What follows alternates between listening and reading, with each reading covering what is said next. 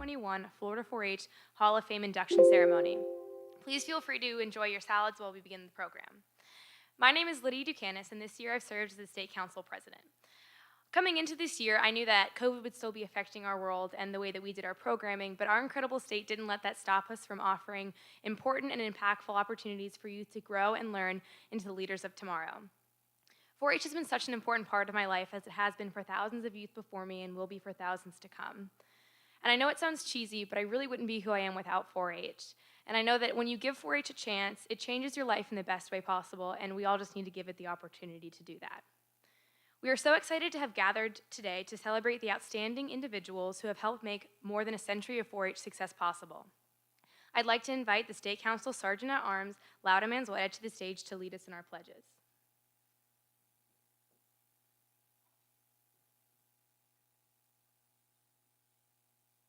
She'll be up here in a second.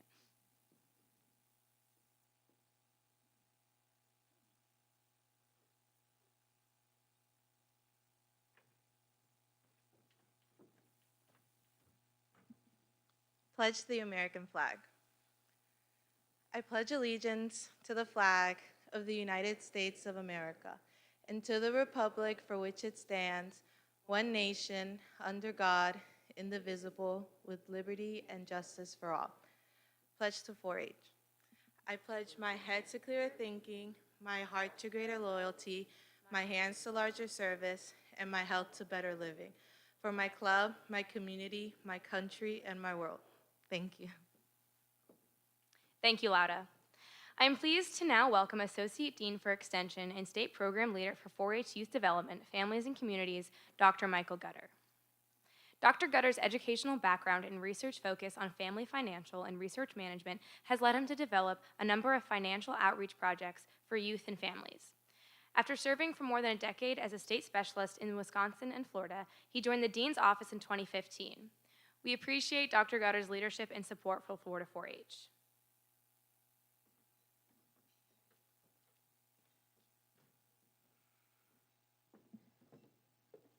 Wow, it's great to see you all. Thank you, Lydia, and welcome everyone. This is a really special event today as we honor the individuals who have built to shape the 4-H legacy in Florida.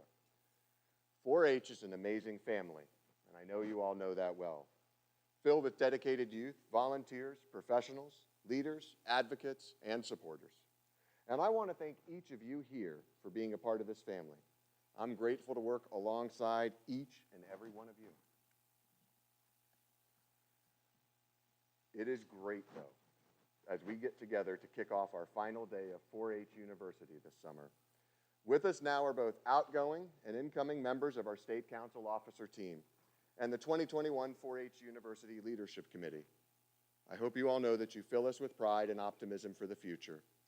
Will our 4-H members please stand and be recognized?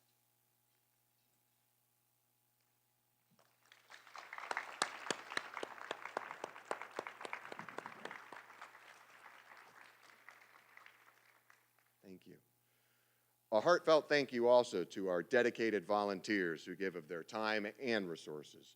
Each year, more than 16,000 volunteers give more than 650,000 hours of service for 4-H, leading clubs, projects, programs, transporting youth to camps, competitions, and more, all to provide opportunities for young people might not otherwise have.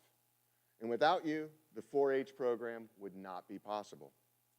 And to our extension agents and professionals who give not only of their professional talents, but dedicate their personal time and resources to their communities and members, a sincere thank you to each of you.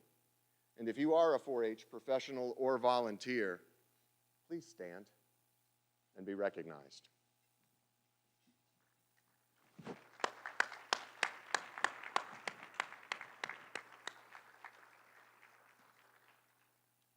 We appreciate each and every one of you. I'd also like to thank an additional group of folks who devote a lot of their time and energy to 4-H. Another part of our family I'd like to recognize is our 4-H Foundation Board.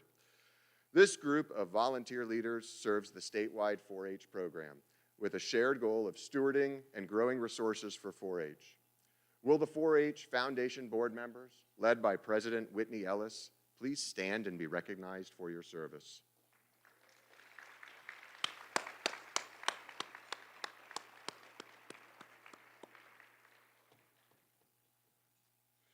I'd like to extend further our appreciation to our sponsor for today's event, Lewis Longman and Walker, as well as the many individuals and businesses who had sponsored a 4-H'er to attend today. Today, we will recognize both our 2020 and 2021 inductees to the Florida 4-H Hall of Fame. These 8 very special members of our 4-H family join a group of leaders who have inspired us throughout their lifetimes and beyond. Would all previously inducted members of the Florida 4-H Hall of Fame please stand and be recognized?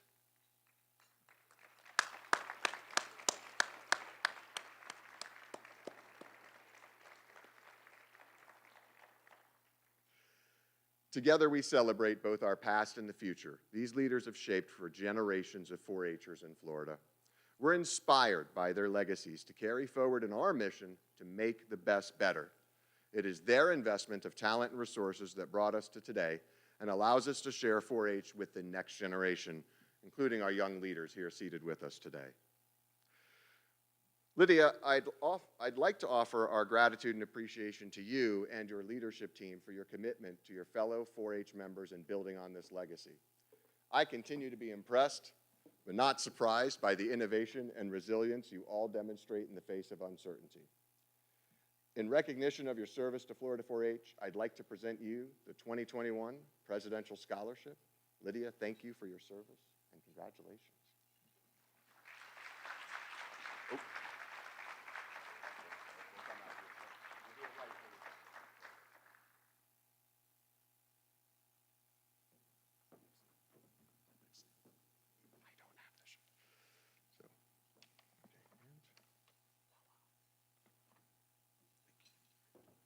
Thank you so much, Dr. Gutter.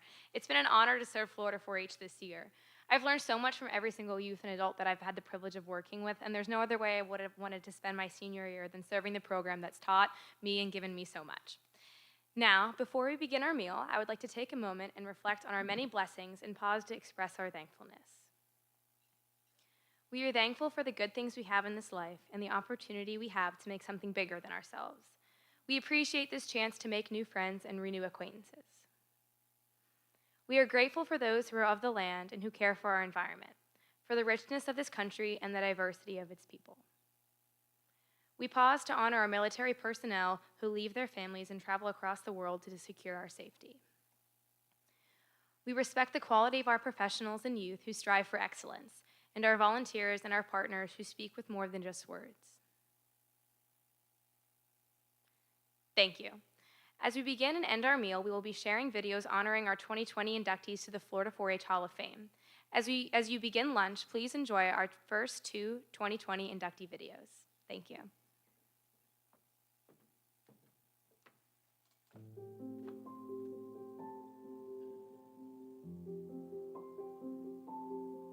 You know, one of the great things about 4-H is that it's not just a youth organization, but it's really a lifestyle. I mean, I can think back to all of the lessons we learned as 4-H'ers. The idea of learning by doing and to make the best better. Those are elements that carry with us throughout our lives in everything we do. And it's certainly shown up for Susan because if you look at her professional career, she's a distinguished professor emeritus at the University of South Florida. She went into the field of political science where she just did outstanding things. She was a major factor in developing so many young people in their career paths based on the training she got in 4-H. My first impression with Dr. McManus is she was very, for 4-H, was willing to offer any type of help and assistance that she could. I remember the story that she told, how she speaks to every one of her classes and tells them how she credits 4-H with her public speaking abilities for the years that she was in it. Well, Dr. McManus became one of the members of an overall 4-H advisory committee several years ago, and she brought great political insight to the committee and also helped bring some outside individuals to help shape 4-H. Due to her political knowledge, she has helped with 4-H legislator at the state capitol. She has worked with some of the leaders in 4-H, IFAS, and UF on some political issues to give them some feedback, and is willing to help any 4-H'er that asks her. She is willing to stand up for 4-H. She is willing to still, even in her retirement, be willing to assist 4-H when needed. And I know that she's helped with some of the 4-H events that have been held in Tallahassee. And we hope to see, her skills and her enthusiasm help 4-H in the years to come. She's a very honest, credible person. Every time I've met her, she's always been great. Anytime I've, talked to some kids that have dealt with her, they think that she's phenomenal. So I think that she's really a great person for this award. To use the elements she learned as a 4-H'er and to impart those ideas to the students at USF. And that's not the only thing she's done. She just continues to embody all of those things that we think are important as 4-H'ers, and of course going on to be 4-H members and then leaders, and then for many people to go on into professional careers related to their 4-H experience. I think it's wonderful. I'm proud to be a Florida 4-H'er, and I'm proud to have been given the wonderful opportunities that we all have had through 4-H. And I know that from Susan's perspective, she has carried forth admirably all these years to make sure that she does make the best better. And she's a professional in everything she does. She loves working with kids, her whole career in education. I can think back to when Susan was involved with our Florida 4-H camping program. And she worked with the summer camp programs every year. And that not only was a great experience, but it also gave her the resources for her education at Florida State University. Now, I happen to be a Gator, so that's one place where Susan and I did take opposite paths. But the truth is, we both went to Florida schools, got great educations, and we really, really have been blessed in that way. Well, I think that Dr. McManus is a great person. I am so glad that she's continued to be part of 4-H at the state level, and that she continues to help move 4-H into the future. It's really a fabulous honor to have nominated Susan McManus to the Florida 4-H Hall of Fame. She epitomizes what I believe all of the Hall of Fame members represent.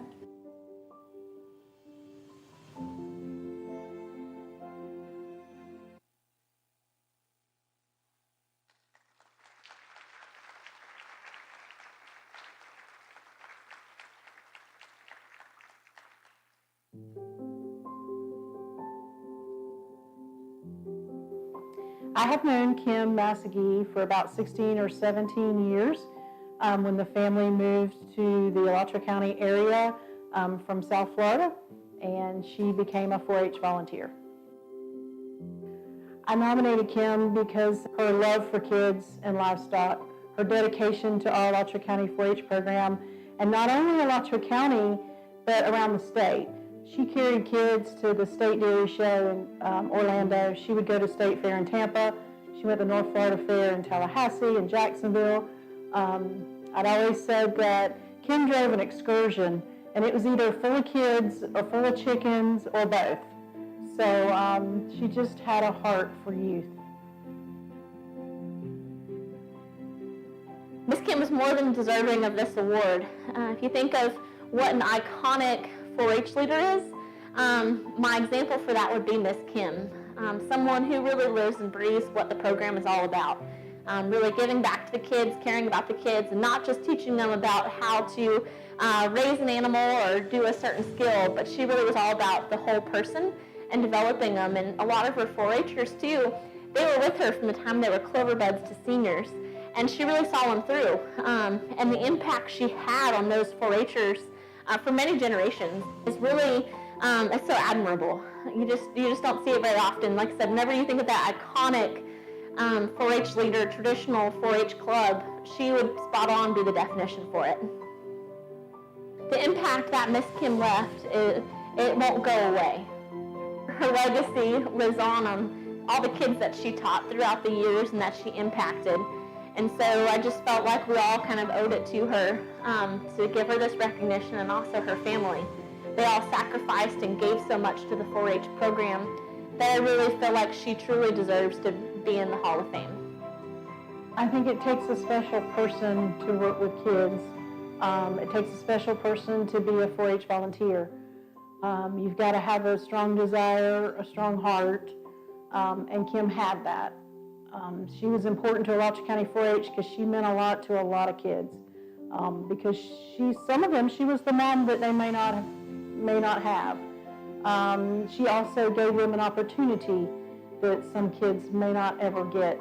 And she was willing. She would do anything it took to get kids to shows, to get them to 4-H meetings, to get them to different workshops that she would do and conduct, state fair workshops. So she just was dedicated. Early on I've been in Extension about 20 years now, and she helped reinforce that you can rely on competent volunteers to do a lot in this organization. They're the backbone of this organization. I don't know what the Alachua County Dairy 4-H program would look like without Kim Massey as a volunteer. So with good, dedicated, loving, competent volunteers like Kim, the sky's the limit of what you can accomplish in 4-H. She taught me that from her, even though I wasn't in her county. I could see the level of responsibility and dedication that she had, and that people counted on her and that they could count on her. And that stuck with me throughout my whole career, that you could count on volunteers like Kim. Well, if anybody deserves to be in the 4-H Hall of Fame, it's Kim Massey. She's just lived her whole life to serve the young people of Alachua County and beyond. Even through the dairy program, she had an impact on a lot of kids statewide. You hear about people going the extra mile. She'd go like the extra 10 miles for these kids. She would just do anything for the kids. I'll just say Miss Kim could never be replaced, and we'll never forget her. She lives on in the lives of so many kids that, I know it's hard that she's gone, and we all miss her. But the legacy that she leaves behind is really amazing and remarkable. I would just say that Kim was a very special person in 4-H. She was there for the kids, and I think we have a lot of kids in Alachua County that have moved on and graduated, and I saw a lot of those kids at Kim's funeral, and they just respected her as a good citizen, as a leader, and it's those 4-H life skills that Kim instilled in others that I will always remember. To the Massey family, thank you so much for sharing. I know you all shared your mother with us, the rest of us in Florida 4-H for many, many years, nights, weekends, a lot of evenings that maybe your mom had a lot of other kids that she was helping care for at that time. So we love you all, and we thank you so much for sharing your mother and your family with us.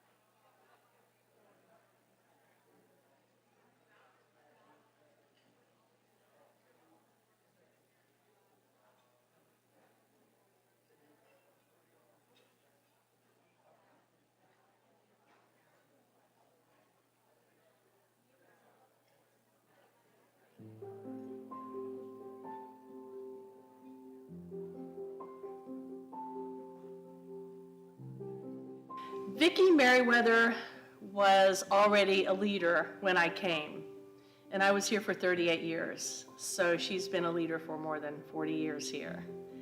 And I was just inspired by her. She actually was an elementary school teacher, and she taught science, lots of science and education classes. So she brought that to the table as a 4-H leader and did wonderful things with the kids in science and educational related projects. Vicki was a cheerleader for kids. And so a lot of times when children were different, she was always a cheerleader for them and encouraged them to be whatever they did best. My first impressions of Vicki was that she definitely bled green. She really loved 4-H, very positive about it, promoted it any way that she can, and was a big believer in it. All of her kids had been through 4-H, her grandkids were going through 4-H, and just her enthusiasm, no matter what the program was or what the event was, she was always the first one in there to help out. Vicki, was definitely the, educator. She loved teaching, and it showed when she came into 4-H. Doing any sort of project, she just had that gift to be able to work with the youth as well as other volunteers in order to help them, fully understand the 4-H program, the motto behind it, what it stood for, and then teaching just about anything. She has given countless hours. She has given her time. She has her whole family involved, children, grandchildren involved, and she gives a lot of time and effort and energy to the program to this day and has for decades. It is inspiring to see people who are not only involved in the program and have been for a very long time, decades, continue to give and to do it with such joy. She would always talk about just the joys of 4-H and seeing the kids smile. And, I always got that sense from her that it was always about celebrate those successes with the kids, no matter how small they might seem to you. It was a huge step for that youth. Anytime that she was at any of the events, summer camp, for instance, those are long days and long nights, and it didn't matter if it started bright and early. She was there with the polar bear swim, watching the kids fishing. She was there, in the evenings when we were getting ready for the dances. So just energetic and just wanting to be there. These stories from youth who have been involved with her, either because she taught a class or a workshop that they were involved in or in her project group, and the fact that they learned so much in their time with her and had a lot of fun in the process. I saw her from a professional standpoint as the 4-H agent and then also as the county extension director. And she was a blessing for our office. But I also saw her because she was my son's 4-H leader. And I saw her do many wonderful things and open up many new horizons for kids as a direct result of her being a 4-H leader. She has impacted hundreds and hundreds of children in our 4-H program. And by impacting the children positively, she not only impacted the children, she impacted our office, and she impacted all of the families and the parents as well.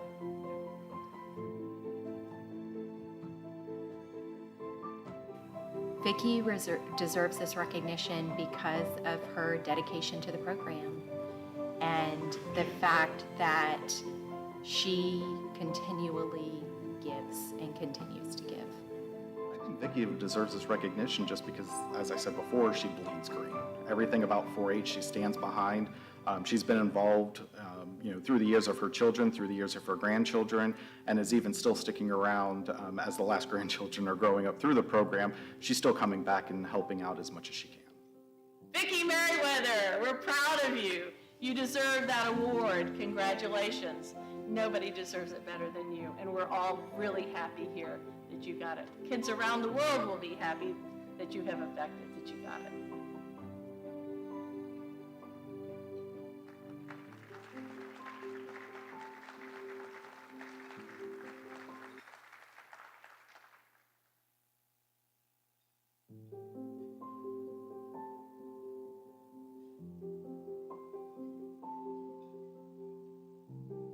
Hal's been around since I joined the extension office here about 7 years ago. He was even there at the interview process he was looking out for the needs of the 4-H program within extension and wanted to make sure that as the county extension director that they got someone who also valued the 4-H program as much as he did. You know, he came up through the 4-H program. He was started as a clover bud and went all the way up through the program, and then as an adult never backed away from the enthusiasm and support that he wanted to give to the 4-H program. Hal is passionate about the 4-H program, about the youth of the community. He's involved in 4-H, he's on the foundation, he's actually the chair of the foundation. He's our fair manager, and from the very first moment I got here, Hal was there making sure that whatever partnerships we could have between the Fair Association and Extension, that he made sure that happened for the betterment of the community and particularly our youth. I've known Hal my whole life. He's been involved in 4-H. I've seen how determined he is to make sure the 4-H programs are successful. I think Hal understands the importance of agriculture and the background that can bring to students to help them grow and become, productive citizens in our county, our state, and our country. What Hal does, and the number of hours he spends doing it is incredible, and he only does it to help the students. That's his number one concern. Hal's not political. He doesn't have an ego. It's all about doing for others. Hal has been a miracle worker. He is truly deserving of the recognition of the Hall of Fame because he has made sure that during the highs and lows, as happens within a county government and a community, that 4-H program has all it needs. He's there advocating for the program as a member and then chair of the foundation.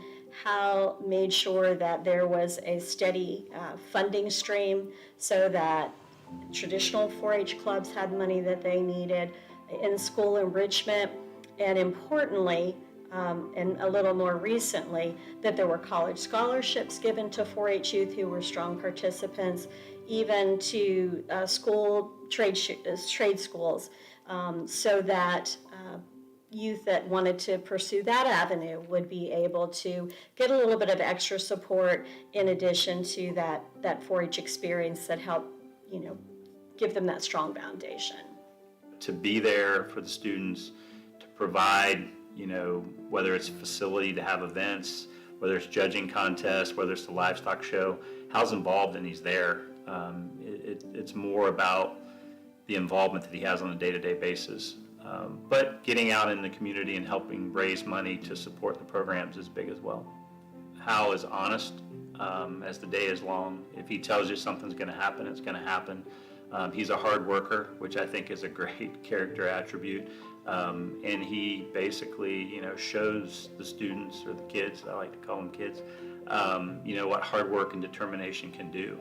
And that's a lot of the character of Hal Porter.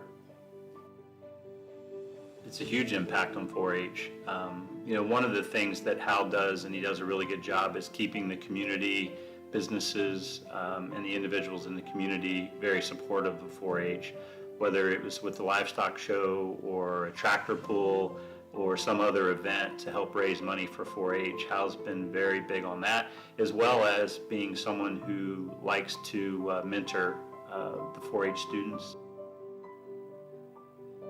So in 4-H, the tenet is making the best better.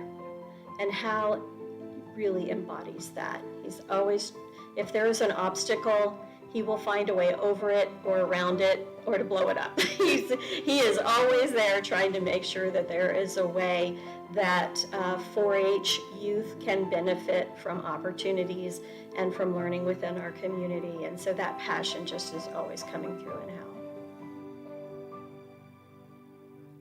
I think it was a great honor to be nominated. Hal has put his life into 4-H and the success of 4-H, and I think this was an opportunity for 4-H to acknowledge that. And just a big congratulations to Hal and his family. Job well done. He's truly a treasure, and can't thank him enough for all he does.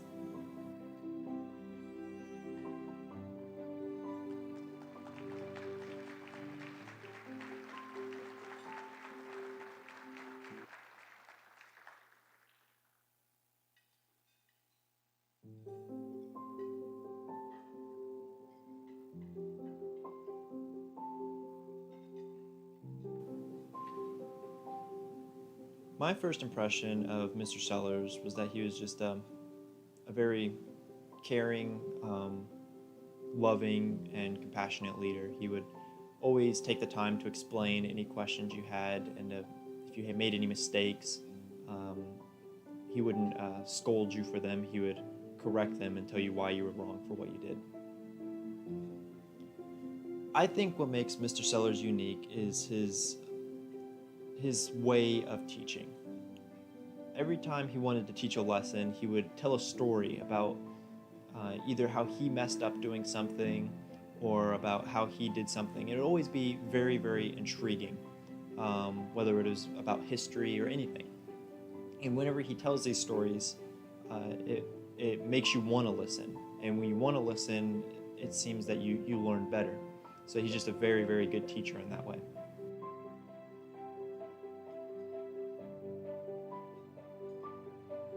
There's no telling how many lives he's touched over the years, and just with what he got started, that is still carrying on today with the youth.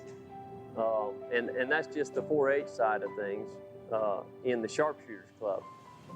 But there's so many other activities that he would volunteer his time with throughout the days that he served 4-H. And of course, many people have a lot earlier recollection of what he did when his daughters and sons showed cows in 4-H and things. So I mean, I'd say he's one of those adult lifetime members of 4-H and contributor to the youth, especially in our community.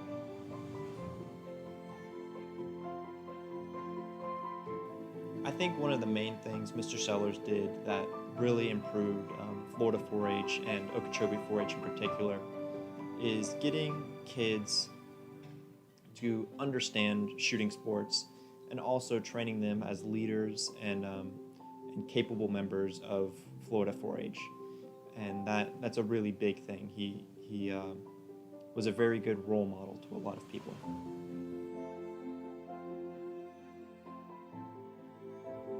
The day I met Mr. Sellers, I knew that I wanted to be like him.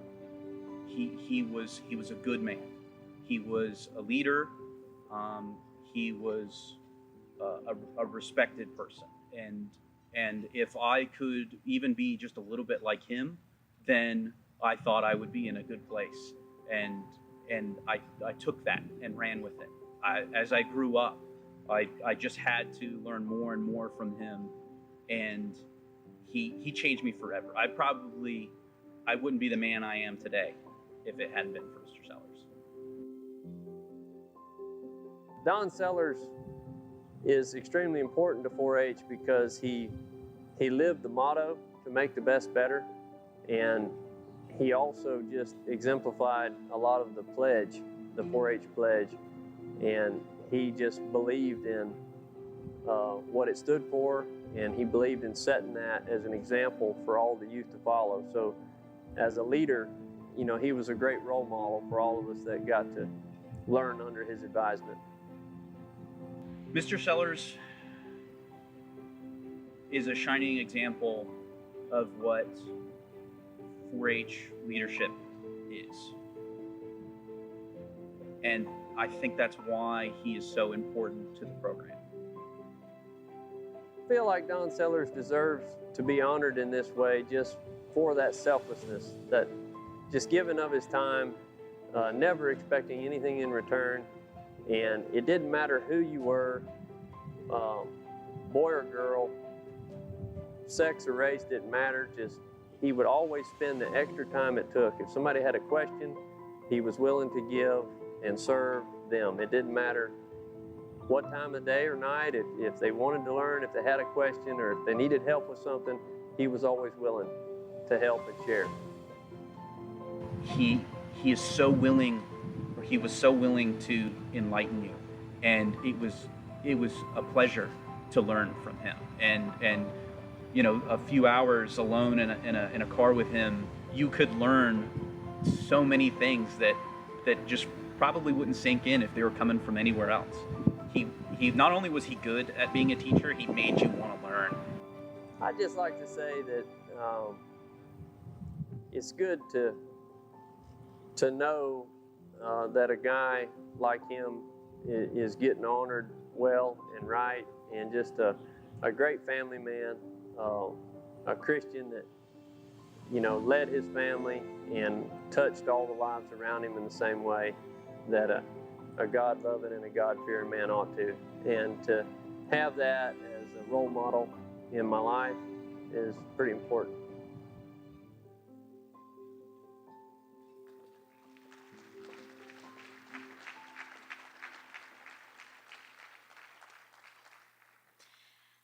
I hope everyone is enjoying the meal, the company at your table, and the opportunity to celebrate our 2020 inductees. I'd now like to invite Dr. Stacy Ellison to lead us in the remainder of our ceremonies. Dr. Ellison has been involved in 4-H for 34 years, starting as a 4-H member herself. Her decision to pursue a career in 4-H was spurred by the drive to make opportunities she had as a youth possible for the young people of Florida today. She has served as a 4-H agent in Florida, 4-H agent and County Extension Director in Georgia, as the 4-H Regional Specialized Agent for Northeast Florida, and in 2019 was named Associate State Program Leader for the Florida 4-H Youth Development Program. Thank you, Lydia. I am honored to lead us in recognizing our newest inductees. My own 4-H experience was driven by Hall of Fame member Elaine Faison. Knowing the impact that she had on me as a youth and in my life, I stand in awe of the impact our inductees here today represent. People don't always believe this when I tell them, but I honestly wanted to be a 4-H agent from the time I was probably 10 years old. And initially it was because, I mean, what wouldn't be a more fun job that you can imagine, doing 4-H every day, day in, day out. But when I really stop and reflect on what made me make that decision, it's a lot deeper than that. If I think back to those adults in my life that had the most impact and influence other than my own family, they all came from 4-H.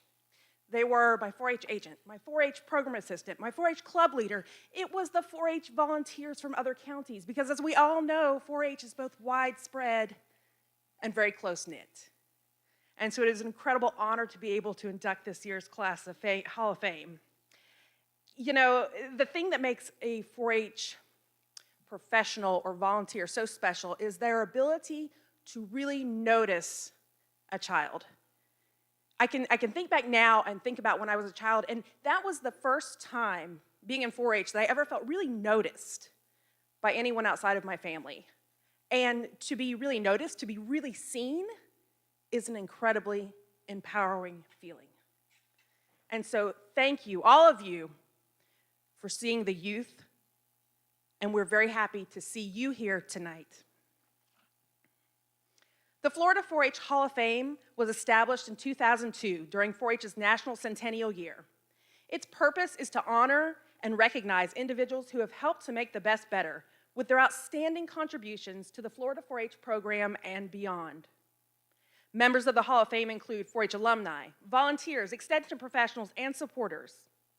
Since the inaugural year, 181 members have been inducted through a nomination and selection process.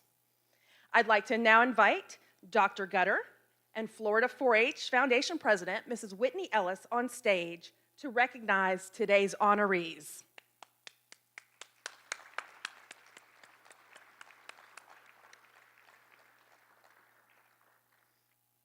In 2020, we had the unique opportunity to induct honorees from their homes and county extension offices as we gathered via Zoom and Facebook to celebrate virtually from across the state during National 4-H Week. I'm excited to finally welcome the 2020 members of the Hall of Fame to the stage. Please join us as we call your name. Dr. Susan McManus from Pasco County.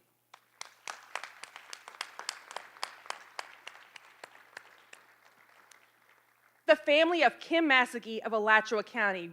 Kim's daughter Tara is here with us today, her husband Glenn Stanley, Kim's son Thomas, and their mother Mary Snyder.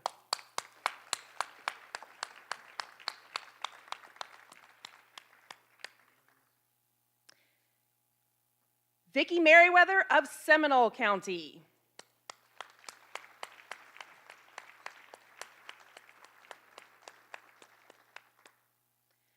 Hal Porter of Citrus County.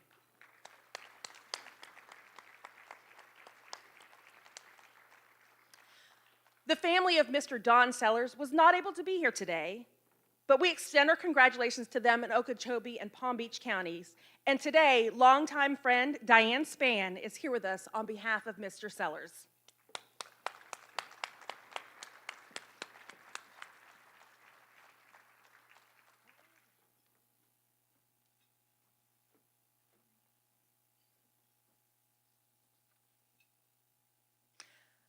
On behalf of the UF-IFAS, Florida 4-H Youth Development Program, the Florida 4-H Foundation, and the Hall of Fame Committee, we honor you as members of the Florida 4-H Hall of Fame. We thank each of you for your dedication and service to young people, your community, our country, and our world.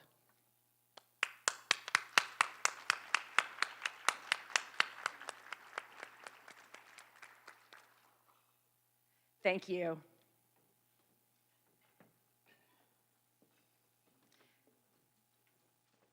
This year, we welcome 3 new members who exemplify the spirit of 4-H and will take their rightful place in the Florida 4-H Hall of Fame. Our first 2021 inductee is Miss Leanne Barber.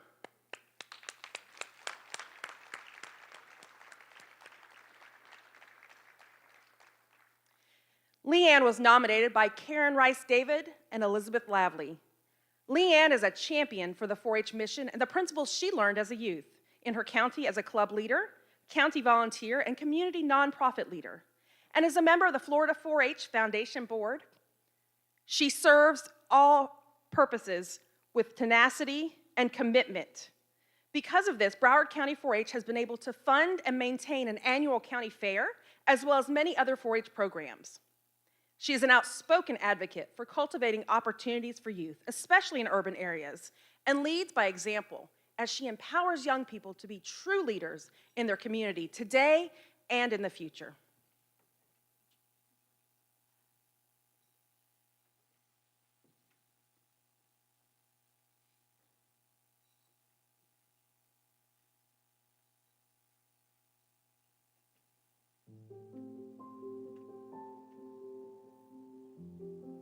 I started at Extension in 2018, and one of the first encounters that I actually had was with Leanne. She actually specifically made a point to come and meet with me, and it was really an awesome experience, very impactful. It demonstrated that she really cared about Extension. She wanted to introduce herself and offer any help that I can do, that she can do for Extension. And she's also shared her existing involvement with the 4-H program. And I've also, she extended the invitation to come and see the cottage. And I did. I went with our existing 4-H agent at that point, and it was very impressive to see the layers and the passion and the dedication that was happening at the site. And to see that type of setting in an urban context is very rare. And I was very impressed to see that she was taking the lead on that. Down the street from me, Miss Leanne bought a little house that she had started working on. Nobody knew who she was new to the area. And one Saturday morning, my small group of friends decided to go down the street and talk to her about what she was doing, just randomly. She told us she was planning to start a 4-H club. None of us knew what 4-H was, and we were so willing to help her finish building the house because we wanted to be able to sew and be able to do all of these things. So we would come on the weekend, help her out. She would let us move the bricks around. We would paint stain on the fences outside until it became the cottage we know today. So literally, I've been with the cottage from ground up. So the cottage is, my understanding when she presented it to me, is a prototype of the ideal of what the vision could be for a place for the young generation to be able to get some skills, basic things, right? But those basic things are life skills, and skills that, sadly we've lost in the school system. And so she's providing a space, and it felt like a family. I felt like there was a collaborative effort. There was an example of a little bit of everything, sewing, cooking, making soap, gardening, and it was very impressive. To have this model again in an urban setting, and to be able to take all these life skills and turn them into a hands-on and teaching moments, and to be able to also not only be at the space but also hear from some of the students that were there. A lot of 4-H activity happening and supporting the program, so it's a great model to see what can actually happen when you have this setting. And then the life skills and the way they would speak to, when I spoke to many of them. You can tell it's a special space. It's one that is nurturing, it's inviting, and there's learning. There's a sense of instilling appreciation for the little things, right? It's like a place where you just walk in and you kind of pause and connect with the why. And I think it's a wonderful place for, so many youth out there that might not have a place they call home. That be it, so it's a great model, and I was very impressed with it. Something that Miss Leanne stands by is to make the best better. That's something that she always says. She's always striving to be better, be a better person, be a better leader, and be a better influencer on the kids that are looking up to her. So that's definitely her character, is just continuous progress and assimilation to the environment. Outside of 4-H, something that we have been working on is a park in the nearby area, trying to get the government to make our green spaces bigger, contribute to green spaces instead of modern buildings being made. We actually just had a walk not too long ago that we participated in to stand as a protest. We made signs, and there was also recordings going on. We had a lot of people show up. It was really fun. Everyone was so engaged. And that's a project that we've been working on for years. When I was in 7th grade, and I'm a sophomore in college now, but when I was in 7th grade, we started working on trying to make that green space a park. And now, 7 years later, we're still trying to make that happen. So I think you can see Miss Leanne is definitely someone who does not stop on things that she wants to happen. And that's how she influences us to be too. She's always going to go back to the roots of 4-H, the foundations, how 4-H started, why was 4-H founded, created, right? The mission of 4-H. So she's very connected to that why. She wants to make sure that we, the next generation becomes, stewards of our resources.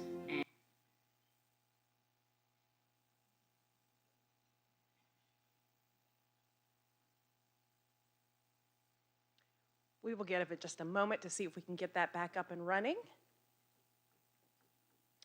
And while we're doing that, I would just like to say, Ms. Leanne, on behalf of the UF-IFAS Florida 4-H Youth Development Program, the Florida 4-H Foundation, and the Hall of Fame Committee, we honor you as a member of the Florida 4-H Hall of Fame. I was 4-H.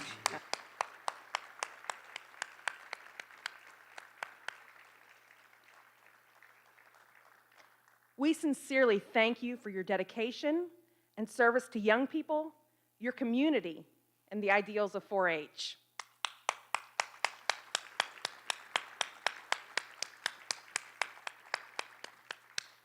And hopefully we will get that rest of that video back up and running, and we will play it then, because we want to see the rest of that. I have a feeling I know how it turns out. She saves the world, but we want to see it. Thank you. Our next inductee was nominated by Tish Rowland and Trisha Aldridge of UF IFAS Extension Collier County, as well as Collier County 4-H Club Leader Association member and Livestock Show Committee member Marianne Summeralls. I'm pleased to now introduce Linda Denning. Linda Denning's 30-year career as the 4-H agent for Collier County was characterized by proactive leadership, creativity, and commitment to experiential learning. Signature programs she created, like Know Your County Government, are still going strong in the 15 years since her retirement. Linda demonstrated a clear commitment to creating inclusive learning environments, putting youth first, and empowering county volunteers to grow Collier County 4-H.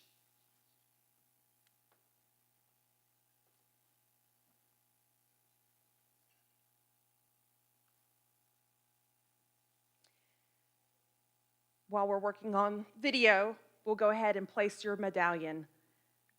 Ms. Denning, on behalf of the UF IFAS Florida 4-H Youth Development Program, the Florida 4-H Foundation, and the Hall of Fame Committee, we honor you as a member of the Florida 4-H Hall of Fame.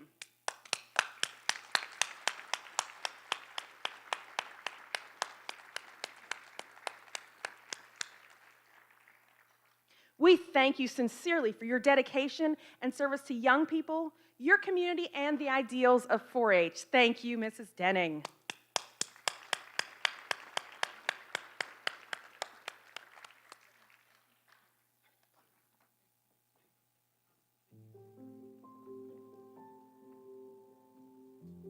The interesting part about Linda Denning is I was here quite a bit of time before I got the opportunity to meet her, and I heard all about her. And at first it was kind of threatening, in fact, but then afterwards I realized she left me so much information. It was great. But probably about 6 months into the whole situation, her and we met at a local coffee shop over here off of Vanderbilt, and it was really kind of neat. We talked, she brought things to show me, she gave me helpful hints. It was pretty cool because she didn't try to tell me the way to do things. She just said, I found this to be helpful, kind of thing. And so, but the greatest part about Linda was the fact that she left notes in the files about many things. It was handwritten little notes, so she'd leave me different, and she didn't leave them technically to me, but I found them very helpful because she'd leave little side notes on things that were attached to it. And so that helped me know where she was thinking and going with it.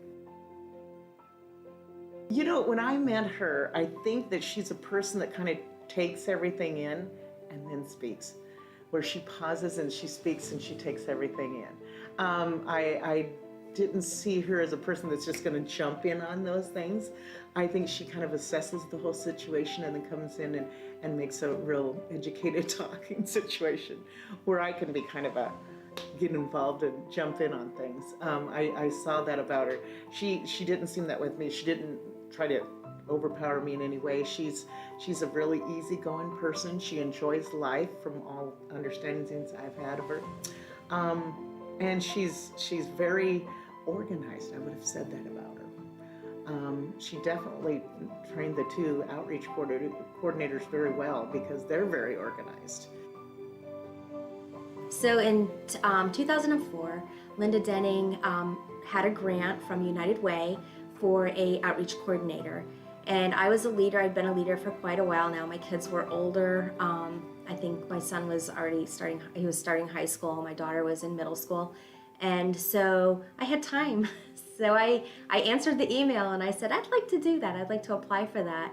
And she hired me and it was a part-time position, but because the position had been open for a while, she had extra money that had to be used up. So she said, work as many hours as you want. So I started out working, 10, 12, 15 hours, and before I knew it, I was up to 40 hours, just because it was so much fun.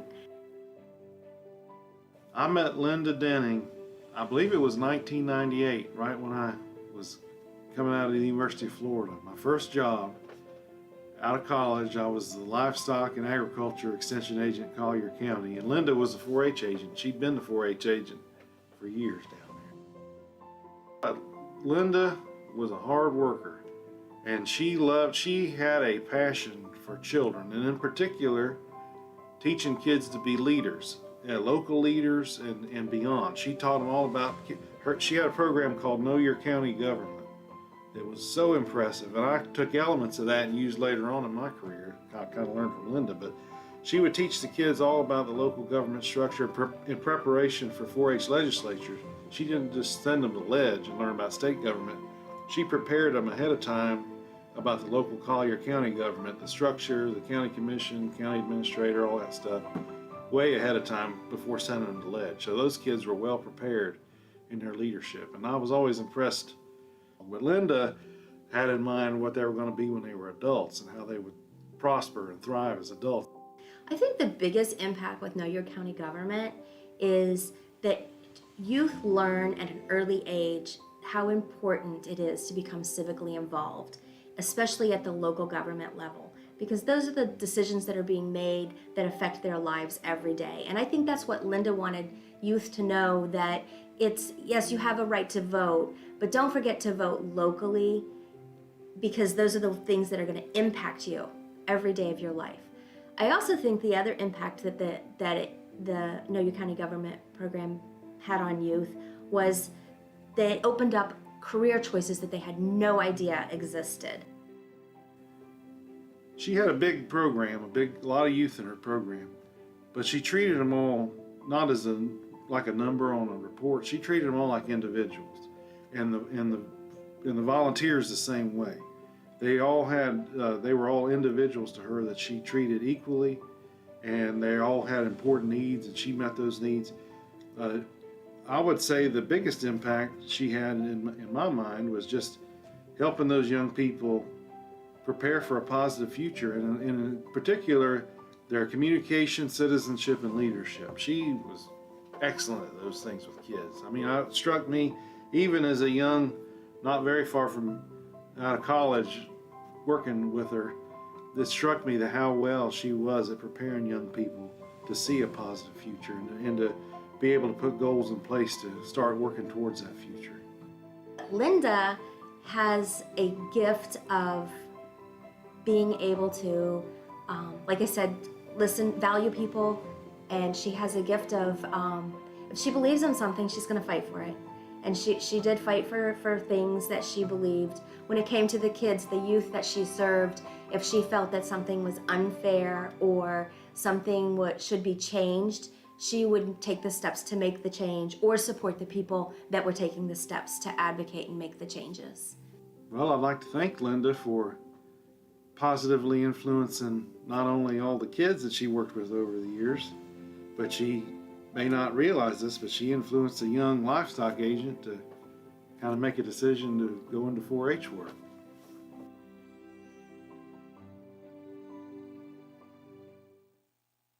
Join me in congratulating Linda Denning. The interesting part about Linda Denning is I was here quite a bit of time. One thing I'll mention, going off script for just a moment, these videos, the next time you're having a bad day and you think that everything is wrong with the world, we will have these videos out to you. Trust me, they will go out in our social media feeds and in other channels, and I challenge you to sit down and watch these videos, because you will realize there is a whole lot right with our world. With that, we're going to move into our final inductee this year. Our final inductee was nominated by Taylor County 4-H agent Abby Tharp, Madison County 4-H agent Beth Moore, and former UF IFAS Dean of Extension, Nick Place. We will now call to the stage our next inductee, Morris Steen.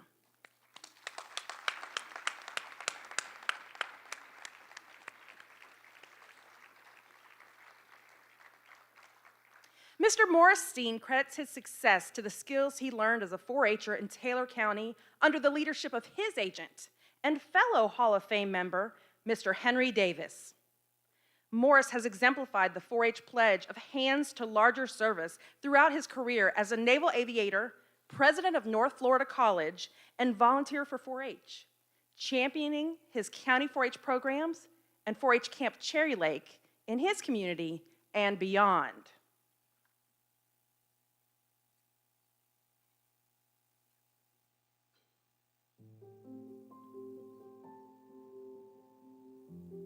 So here's a guy that was born and raised in a little bitty, teeny tiny little place called Shady Grove, Florida. And he went on to become a naval aviator. He graduated from the University of Florida, became a naval aviator, was a decorated military wartime veteran during the Vietnam War. And then he came back and became a president of a college, and he worked so diligently to secure funds for the betterment of Camp Cherry Lake, and that in itself just shows, you know, his character and how he is a hero, because our kids can look up to him and the things that he has done.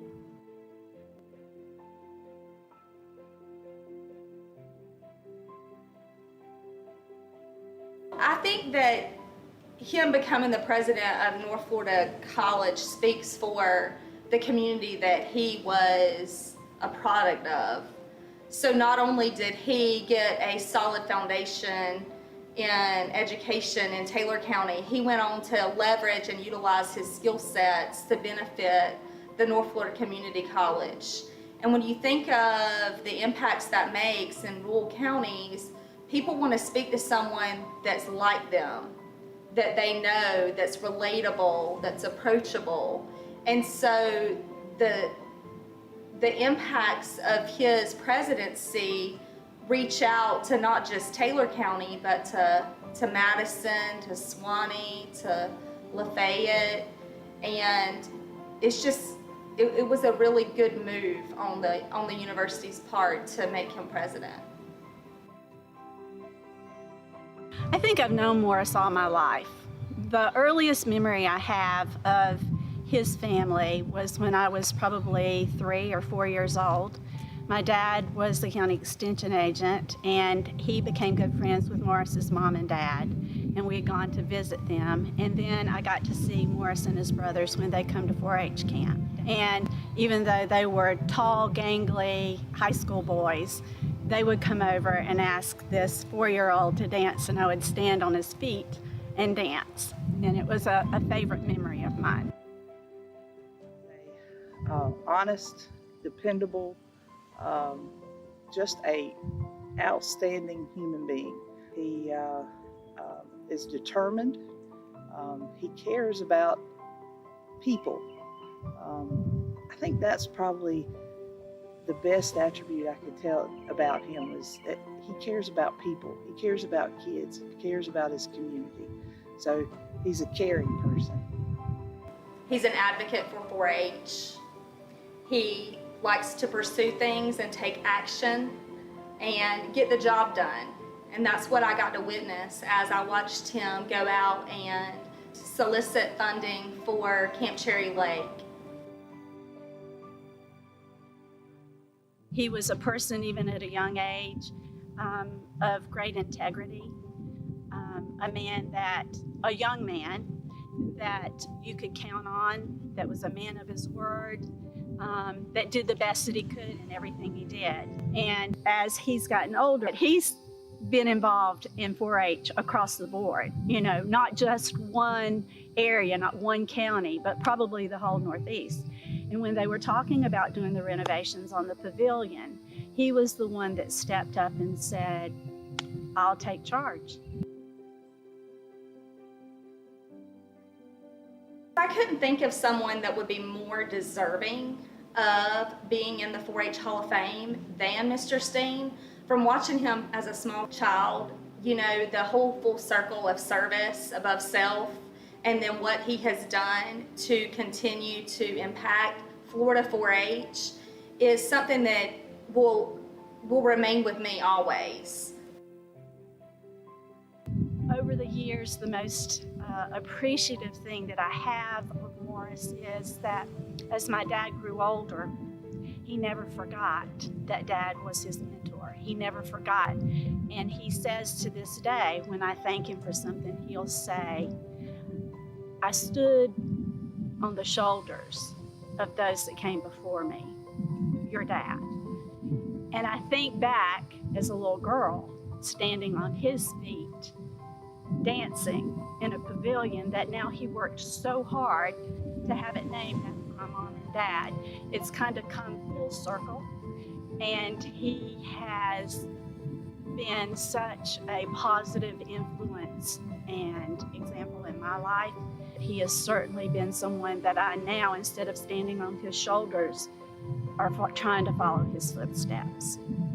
When I think of 4-H, I think of character, and I think of pride for our nation, and I think of service to our, not only our country, but our state and our kids, because that's what it all boils down to, our kids. And when I think of Morris Steen, he covers all of those bases. You know, he had service to country. He has our service to our state, service to Florida 4-H, and service to our kids. And that to me is, he exemplifies 4-H.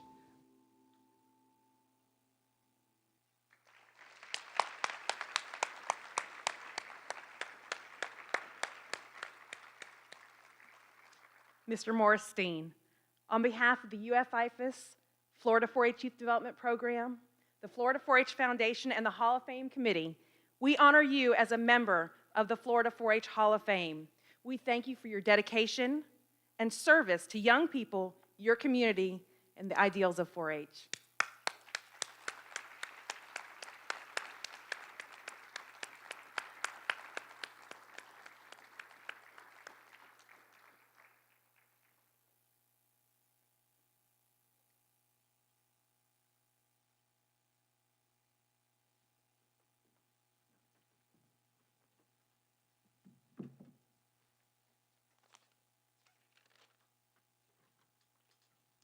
Thank you, Dr. Ellison. First, I'd like to congratulate Leanna and Linda for their induction into the Florida 4-H Hall of Fame. I'm proud to stand on this stage with you.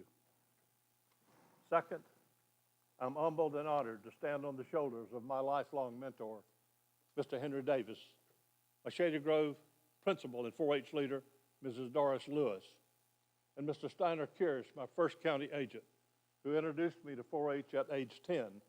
He took me to camp at Cherry Lake that year. Little did I realize what 4-H would do for me. I was just having fun.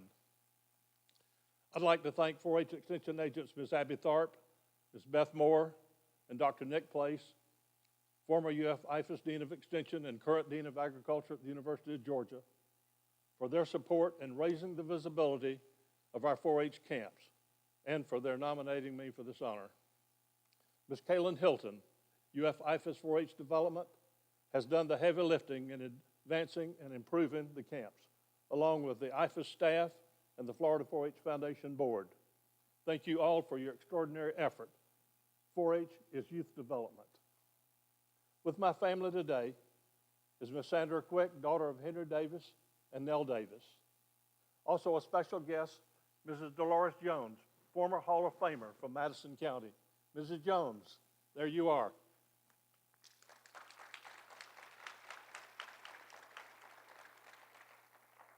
My wife Judy and our children, Hayne and Ruth Ann, Heath and Liz, Brittany and Tor, and several of our grandchildren are here to help us celebrate today's event and to celebrate Judy and my 51st anniversary today.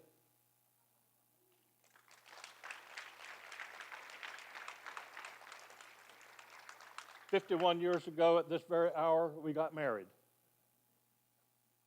Certainly, it was the most fortuitous event in my life. Judy, you are the wind beneath my wings, and you've blessed me beyond measure. It's been a great ride. I love you dearly.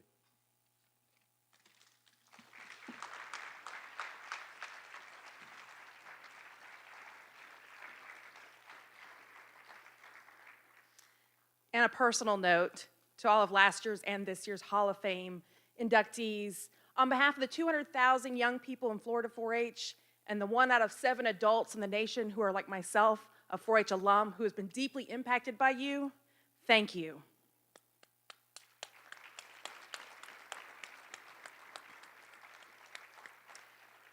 Our congratulations and deepest gratitude goes not just to you, but also to your families, and we appreciate you. And to everyone in this room today who dedicates their lives to make the best better, thank you. Without the support of individuals like you, Florida 4-H would not be able to provide quality programming for those 200,000 young people I just mentioned.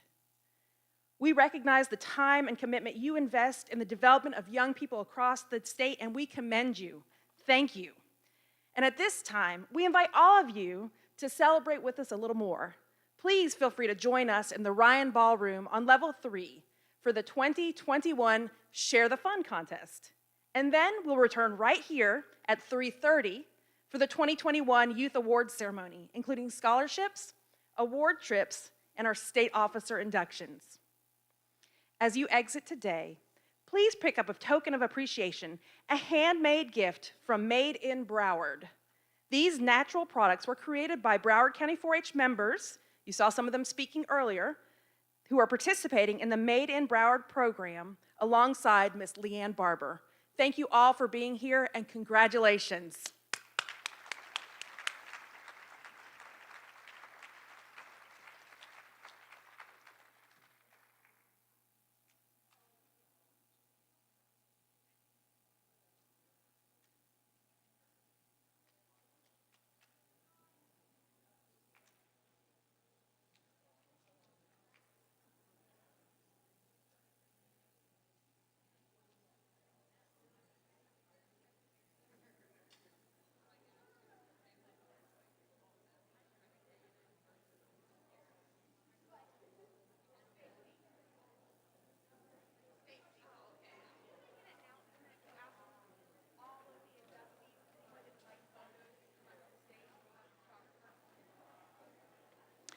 Just a quick note, any of today's inductees or family members who would like photos, if you will come to the stage, we're gonna take some of those with our photographer. So before you leave here, if you'd like photos, new Hall of Fame inductees and families and friends, if you'll come to the stage, we will have a photographer up here and we'll be taking those pictures.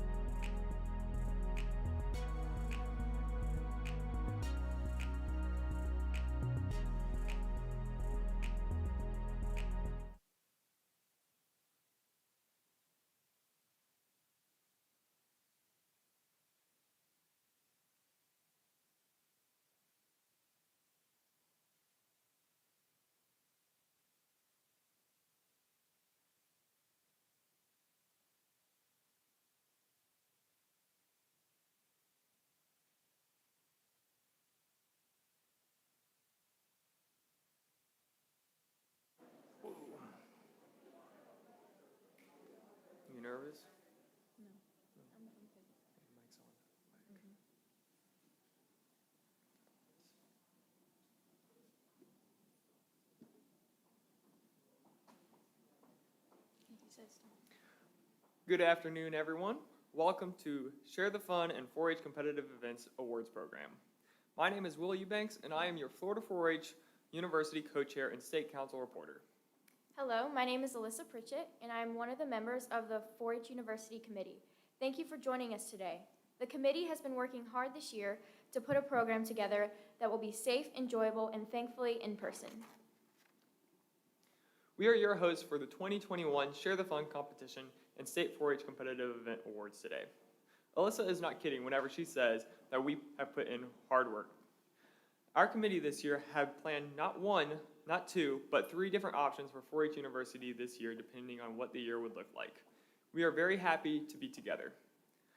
We would like to start our program off with our Pledge of Allegiance and the 4-H Pledge. We would like to ask Amir Pugh from Gadsden County and Christopher Castaldi from Hardy County to come forward and lead us in the pledges.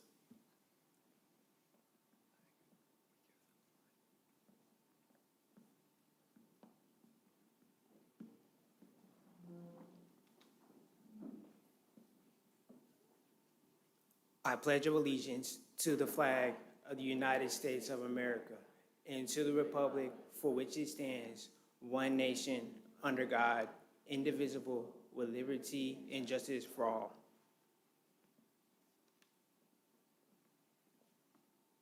I pledge my head to clear thinking, my heart to greater loyalty, my hands to larger service, and my health to better living for my club, my community, my country, and my world.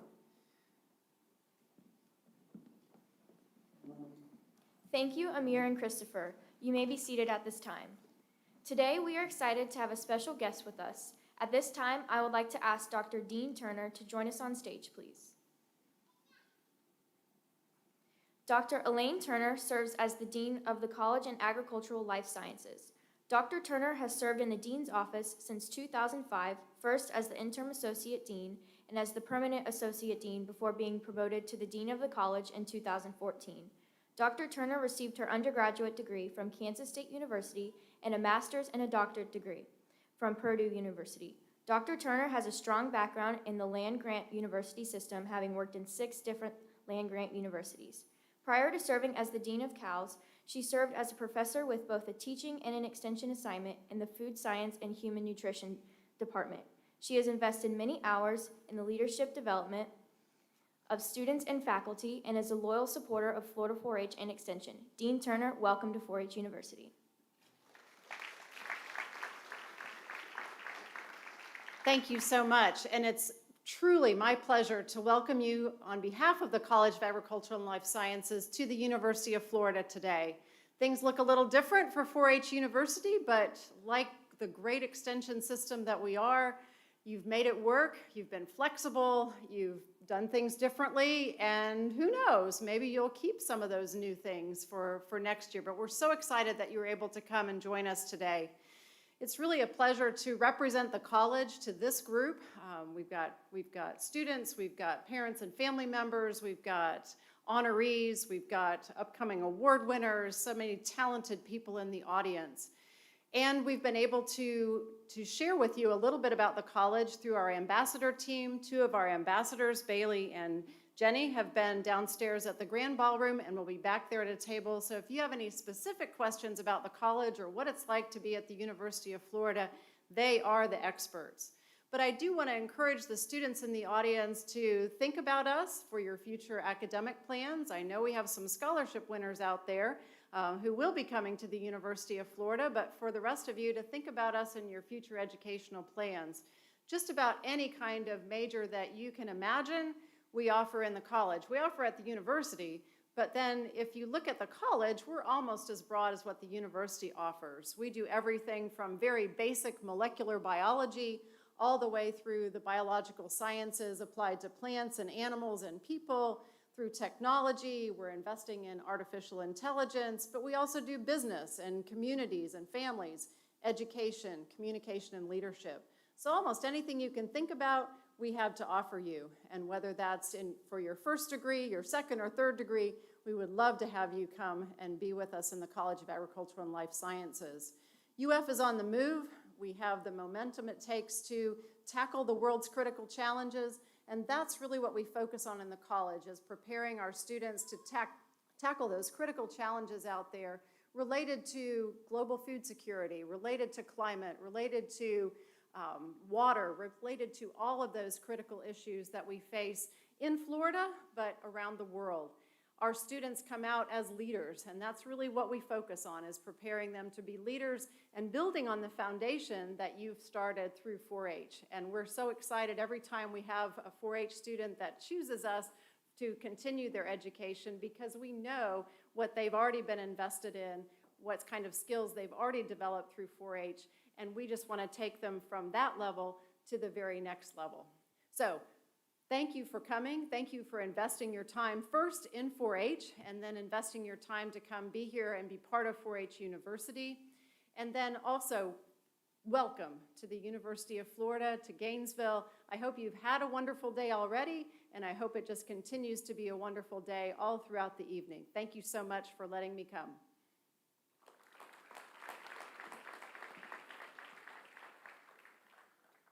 Thank you, Dean Turner, for joining us today. So many of our programs in 4-H feed directly into the programs of study in the College of Agriculture and Life Sciences. We appreciate your time today and your continuous support of the Florida 4-H program.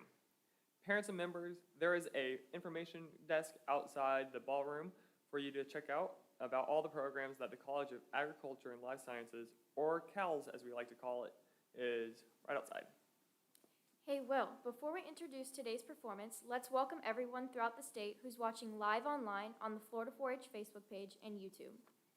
Hello, and thank you for tuning in this afternoon. Don't forget to use the hashtag FL4HU when you post comments. We'd love to hear from you. And for those of you in the audience today, if you are a state competitive event participant, we will recognize presentation categories on stage in between Share the Fun acts. It is important that you are watching the screen and listening to the MC so that you are prepared to come on stage and receive your award. All youth will enter stage right, your left, to come on stage. As a reminder, please silence your devices. The 4-H Share the Fun program is designed to help 4-Hers discover their talents, develop them, and have opportunities to share those gifts with others. It is part of the 4-H Theater and Performing Arts Project and is conducted at the county, district, and state level. Today, you will see performances of all the first place district winners who qualified at the state level. The purpose of the Share the Fun program is to share the appreciation of talent, growth, leadership, development of confidence, and encourage dedication and commitment to developing your skills. I would like to send a shout out to all of the parents, volunteers, members, and friends of Florida 4-H viewing at home or county offices. Thank you for tuning in. Now, let's share some fun. Performances are based on 5 act classifications: instrumental, vocal, dance, dramatic, and novelty, and general acts. Today's program will feature a variety of singers, dancers, and instrumentalists. Thanks, Will. I would also like to take this time to recognize Mr. Dustin Hart, Florida 4-H alumni and supporter, Mr. Daniel Gonzalez, 4-H agent from Palm Beach County, Ms. Laura Valencia, 4-H agent from Osceola County, Ms. Nancy Moores, Florida 4-H agent from Hernando County, Ms. Shayla Ryder from Pasco County, and Ms. Sarah Hensley, State Program and Evaluation Specialist, who are helping out today with the program. Our program could not happen without our wonderful volunteer judges. Thank you. Our judges today are Ryan Hope Travis, Assistant Professor at the UF School of Theater and Dance. Ryan Hope Travis is an actor, director, and filmmaker. He has performed in numerous plays and independent films. His recent acting credits include HBO's The Watchmen, Swamp Murders, Dead Silent on Investigation ID. Ryan has commissioned by the New York State Council on the Arts to write and perform a Shout in Salty Water, a one-man show based on interviews with 17 low-income African-American fathers in Syracuse, New York. As a multi-hyphenate filmmaker, he has 10 short films to his credit, with several having their world premieres at film festivals in New York City, Austin, Miami, Los Angeles, and the Academy Award qualifying Atlanta Film Festival. His feature film, Coco in the Dark, is currently in post-production. He earned a MFA in acting from the University of Florida and an MA in Pan-African Studies from Syracuse University. He is a Broadway World CNY Best Actor in a Play nominee, and a proud member of SAG-AFTRA. Miss Nell Page Rainsberger.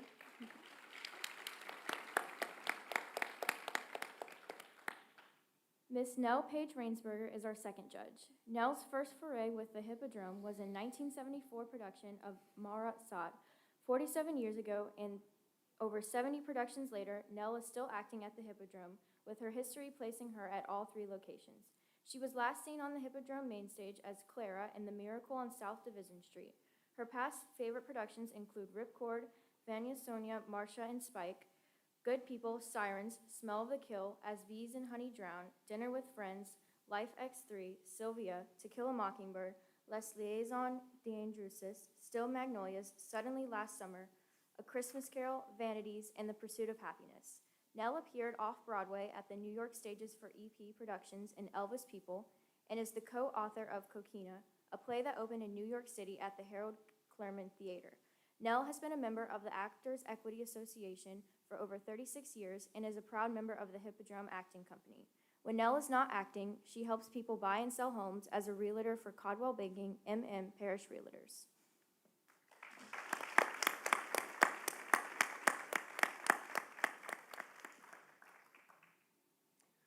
Miss Stephanie Norman. Stephanie Norman is an Alachua County community artist and early childhood educator. She is affiliated with Why Not Theater, a proud member group of the Gainesville Improv Guild, and the founder of New Heights Improv, Gainesville's first all-age improv troupe. In the past, she has opened 4 tours for touring comedians, such as Gemini the Ventriloquist, J.J. Curry, Damon Summer, and has produced several theater productions. She also volunteers with the Alachua County School Board and Ocala Civic Theater. Since 2018, Stephanie has also taught adult improv classes through the Santa Fe College education programs. In the past, Stephanie was one of the instructional actors for the UF Lastingers Center early childhood curriculum training videos. She is a former 4-H member and is the 2001 Alachua County Youth Fair and Livestock Show's Grand Champion Dairy Heifer.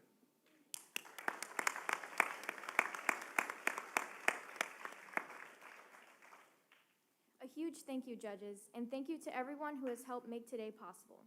Now sit back, relax, and get ready to enjoy some amazing talent from our Florida 4-H members.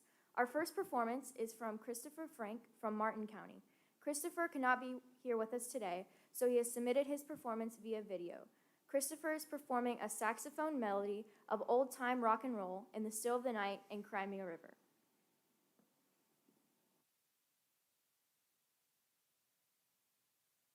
Today I'll be playing a medley of old-time rock and roll and In the Still of the Night with Cry Me a River as a finale. Sit back and enjoy.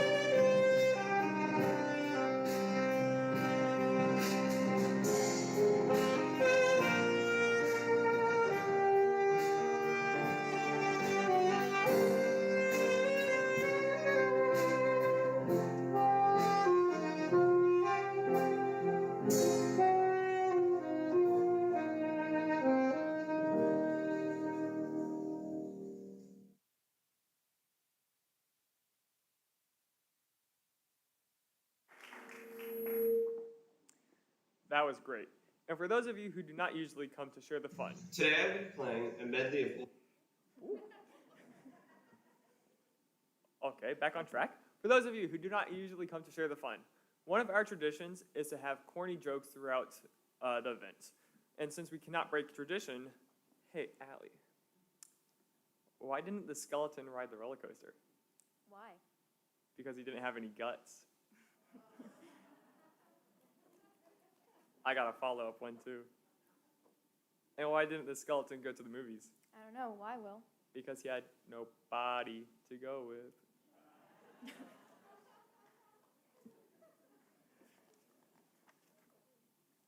At this time, we'll begin our state competitive event award announcements. As a reminder, all youth will need to enter stage right, your left.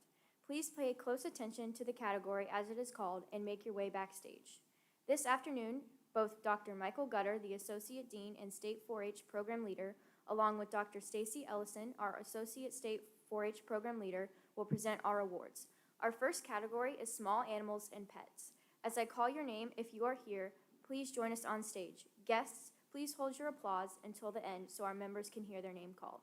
Chloe Dixon, Cody Luft, Jahid Jones, Callie Camia, Leilani Hamill, Ryan Lockhart, and Samantha Hall.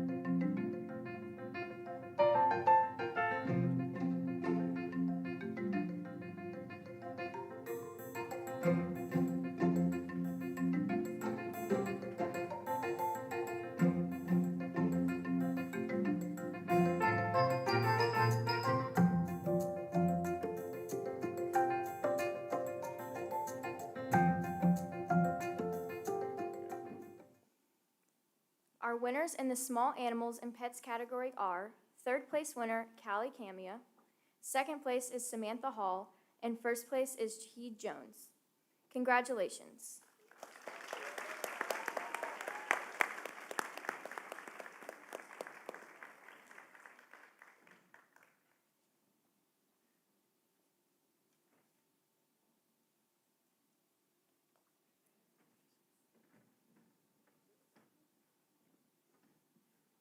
Our next performer will be Carolyn Wolking from Alachua County. Carolyn is performing a piano piece called Crystal Falls by Robert Vandal. Welcome, Carolyn.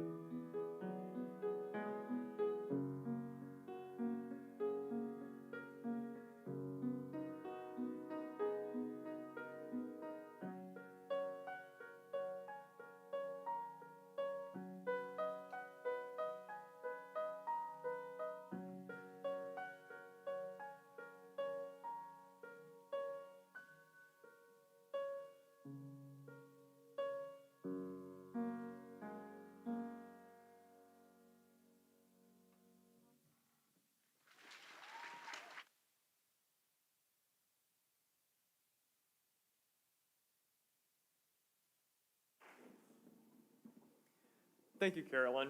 After all the performances, you will have an opportunity to vote on your crowd favorites. For our online viewers, the link to the votes will be placed in the comments.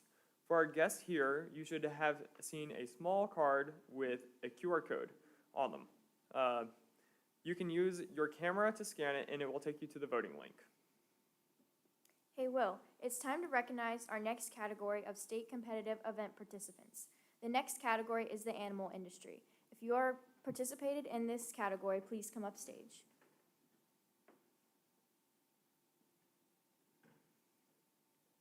As I call your name, if you are here, please join us on stage. Guests, please hold your applause until the end so our members can hear their name called.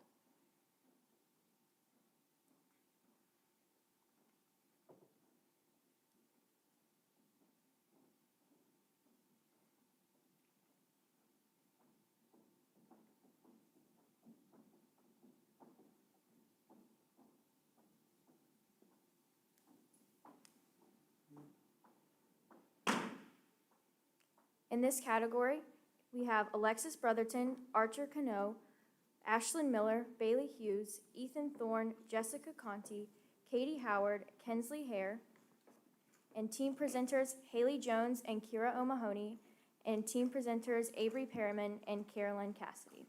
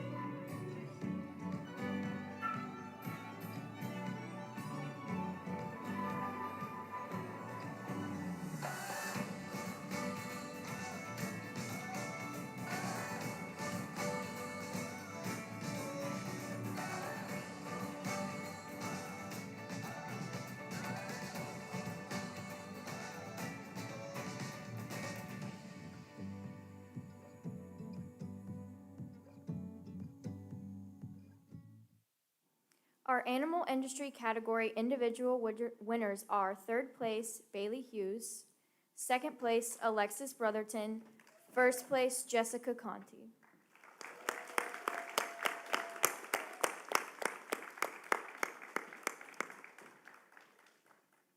Our animal industry category team winners are second place, Avery Perryman and Carolyn Cassidy, and first place, Haley Jones and Kira O'Mahony.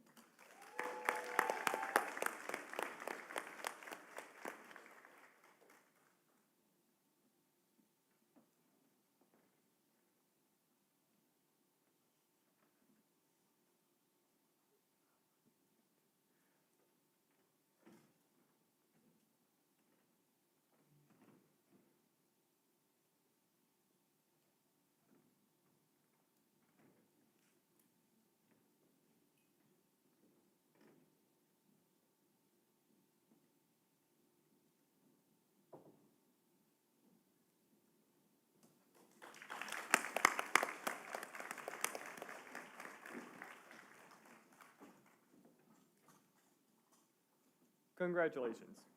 Our next performer is Savannah Mahane from Gulf County. She is singing and playing the piano to the song Cardigan by Taylor Swift. Let's welcome Savannah.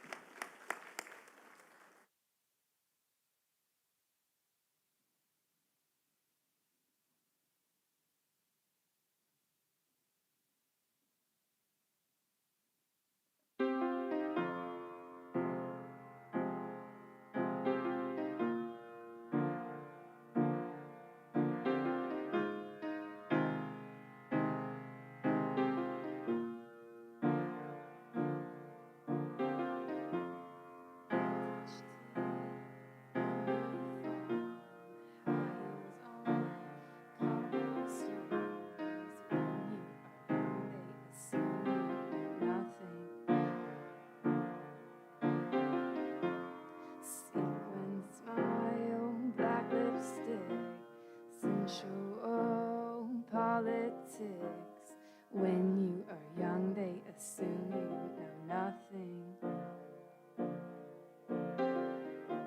But I knew you dancing in your Levi's, drunk under a streetlight. I knew your hand under my sweatshirt, baby, kiss it better. And when I felt like I was a cardigan under someone's bed, you put me on and said I was your favorite. A friend to all is a friend to none. Chase two girls, lose the one. When you are young, they assume you know nothing. But I knew you playing hide and seek and giving me your weekends. I knew your heartbeat on the high line once in 20 lifetimes. And when I felt like I was a cardigan under someone's bed, you put me on and said I was your favorite.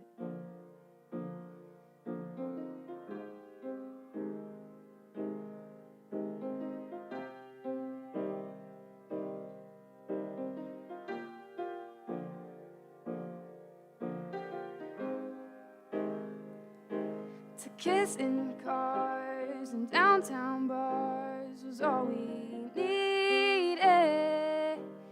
You drew stars around my scars, but now I'm bleeding.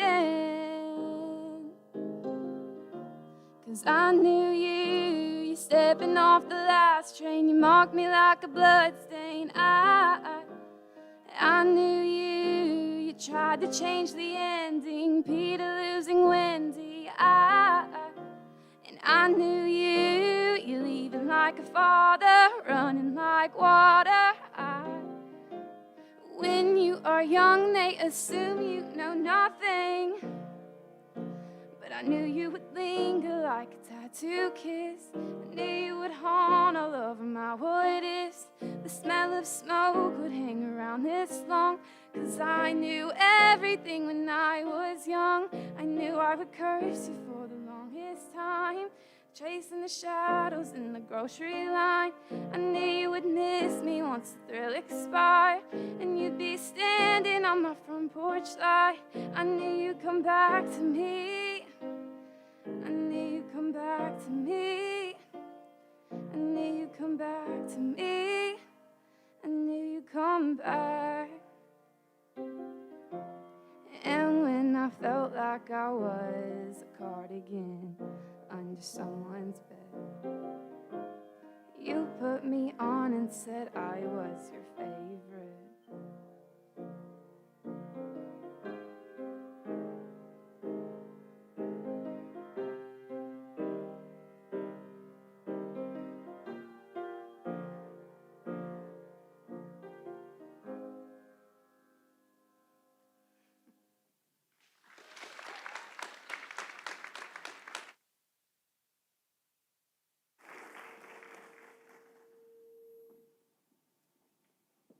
So, Will, this time I have a good joke. Are you ready? Yeah. What starts with an E, ends with an E, and only has one letter in it? Oh, that's easy. I. Actually, an envelope.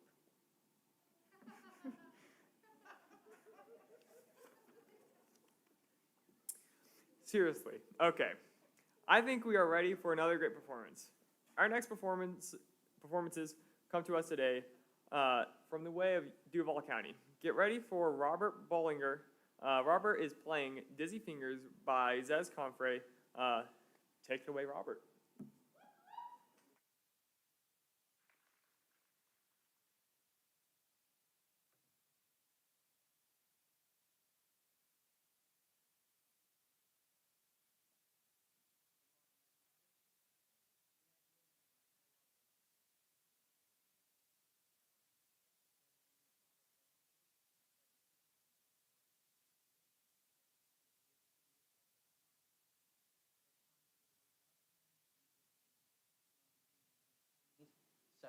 like Scott Joplin was. He made pieces such as Dizzy Fingers, like I'm gonna play. What else did he make? Jack in the Box, and my personal favorite, Kitten on the Keys. In case you couldn't tell, I am a big cat person. Ragtime music is a special kind of performance music, as it's not.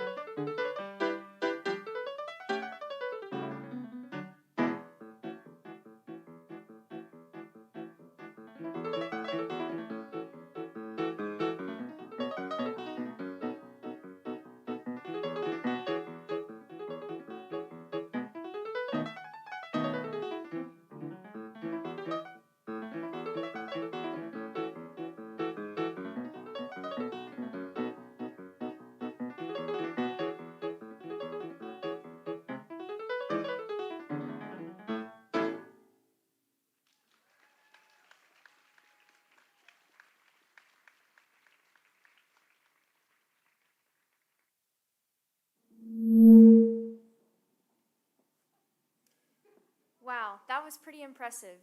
You know what else is impressive? The members who participate in state competitive events. Our next category of awards is for citizenship and leadership.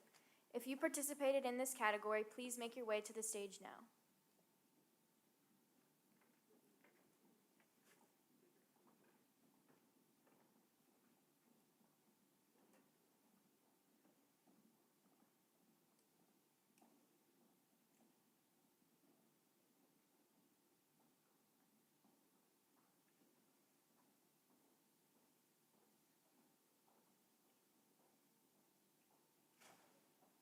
Members in this category are Annika Hofler, Ashton Perryman, Benjamin Walking, Ella Dinkins, Caitlin Small, Will Eubanks,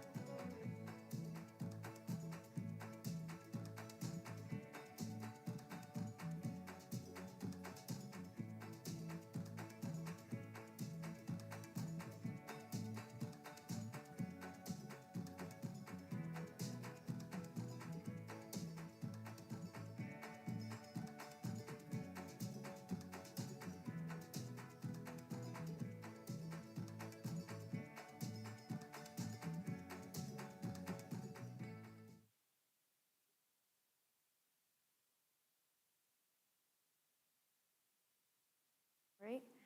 Our winner for citizenship and leadership are third place, Ashton Perriman, second place, Benjamin Wolking, and first place is Will Eubanks.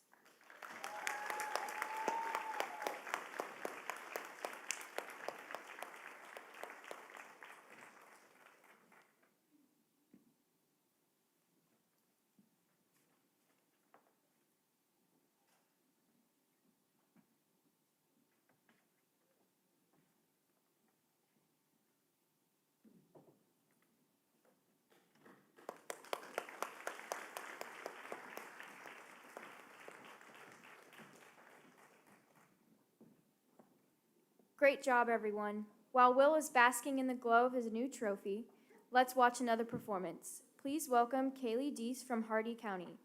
Kaylee is singing an original song of encouragement called We Can Make It. Kaylee wrote the words and the music. Welcome to the floor, Kaylee.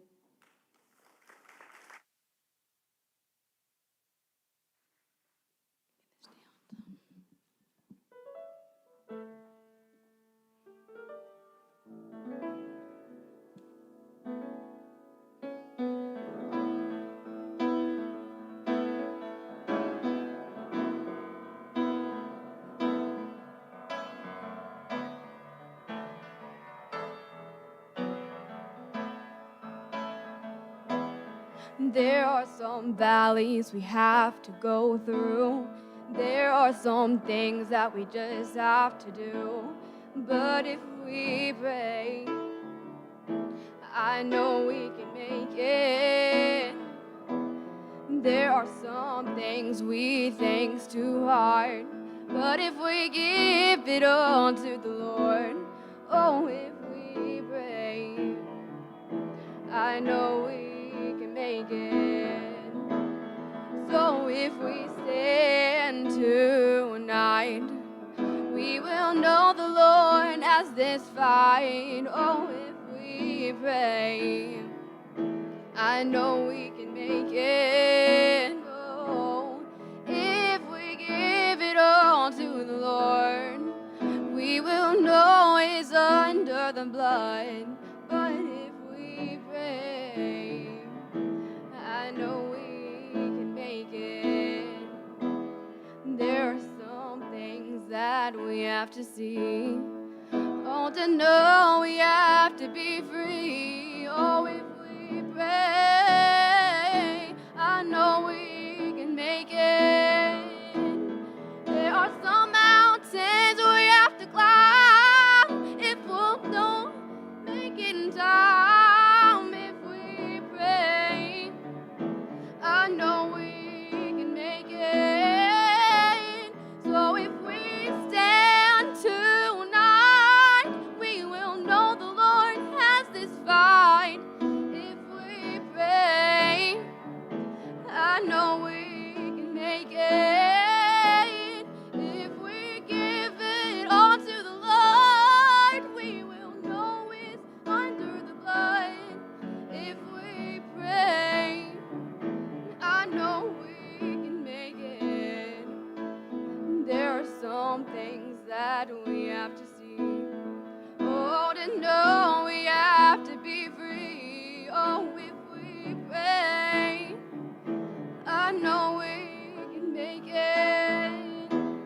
There are some mountains we have to climb. If we're faithful, we'll make it in time.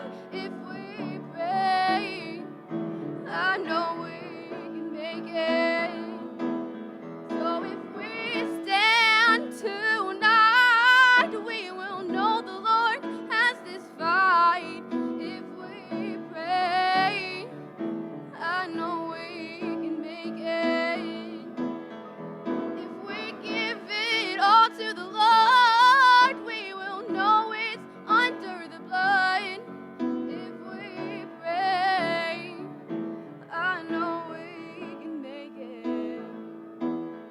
So if we stand tonight, we will know the Lord has this fight. Oh, if we pray, I know we can make it. If we give it all to the Lord, we will know the blood. Oh, if we pray, I know we can make it.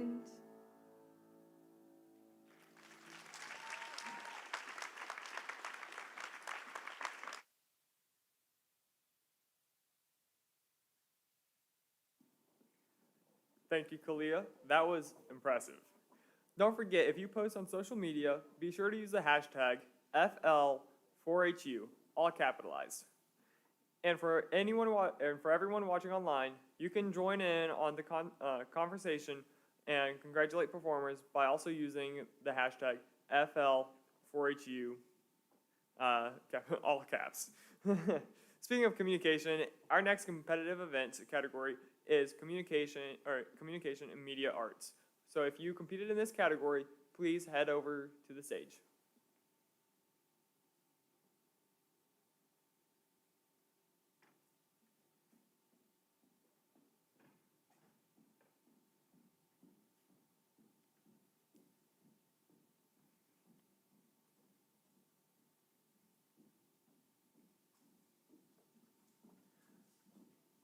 Now, whenever I call your name, the following members can come onto the stage, and if you are present. Please hold your applause till the end. Jasmine Nunes, Jessica Morris, Katie Eubanks, and Kyla Flint.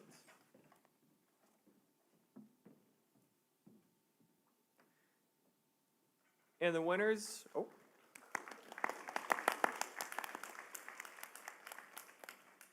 And the winners of the Communication and Media Arts are third place, Jessica Morris, second place, Katie Eubanks, and first place, Jasmine Nunes.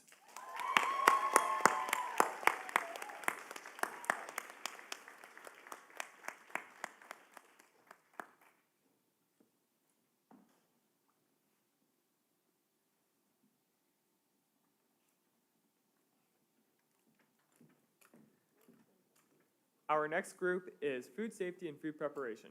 If you competed in this event, please come on over to the stage.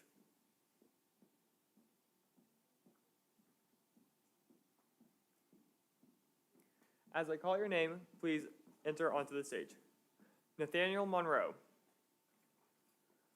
Elizabeth Hendrickson, and Hannah Thorne. First place in food safety goes to Nathaniel Monroe.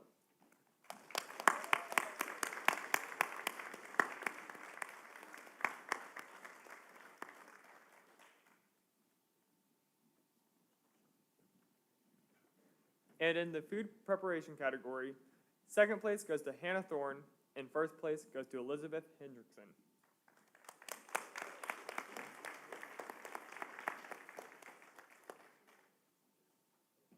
Congratulations, everyone. I think it is time for some rebellion. Join me in welcoming the Roundtable Rebels. The group members are Alexis Brotherton, Kiera O'Mahony, Jasmine Nunes, Jasmine Burden, and Haley Jones from Sarasota County. They are all members of the Sarasota County Clogging Clovers 4-H Club. Enjoy.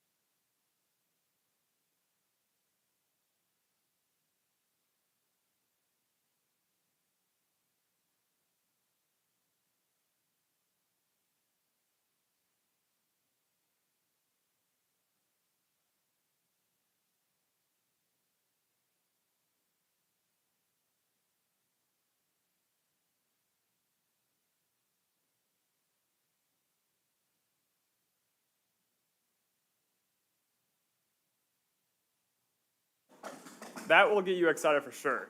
Our horse competitive event participants compete in state horse events and have the opportunity to compete at a national competition later this year. Those members who competed in competitive events, please come up to the stage.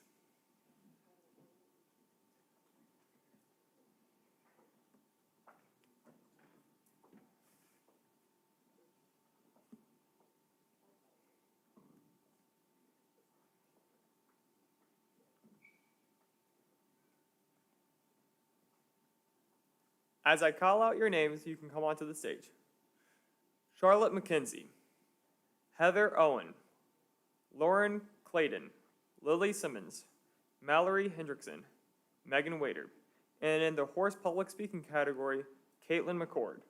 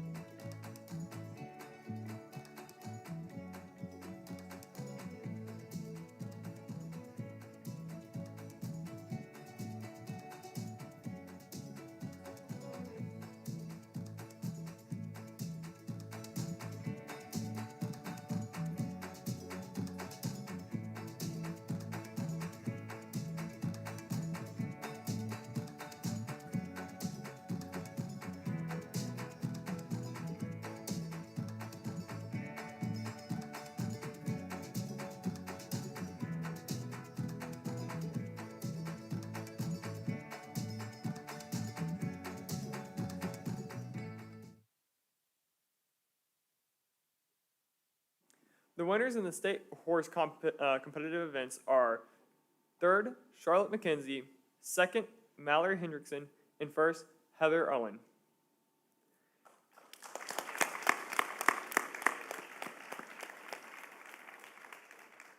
And the horse public speaking winner is Caitlin McCord.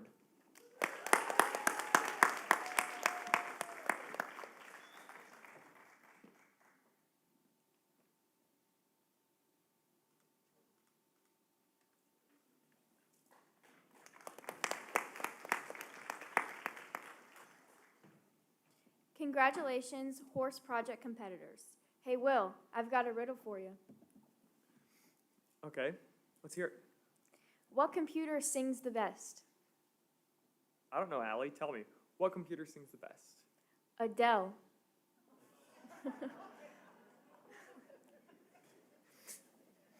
That was a good one. Speaking of singing, our next performer will be Juliana Lovett from Hernando County, and she is performing "Oh Alana" by Alison Krauss. Welcome to the stage, Juliana.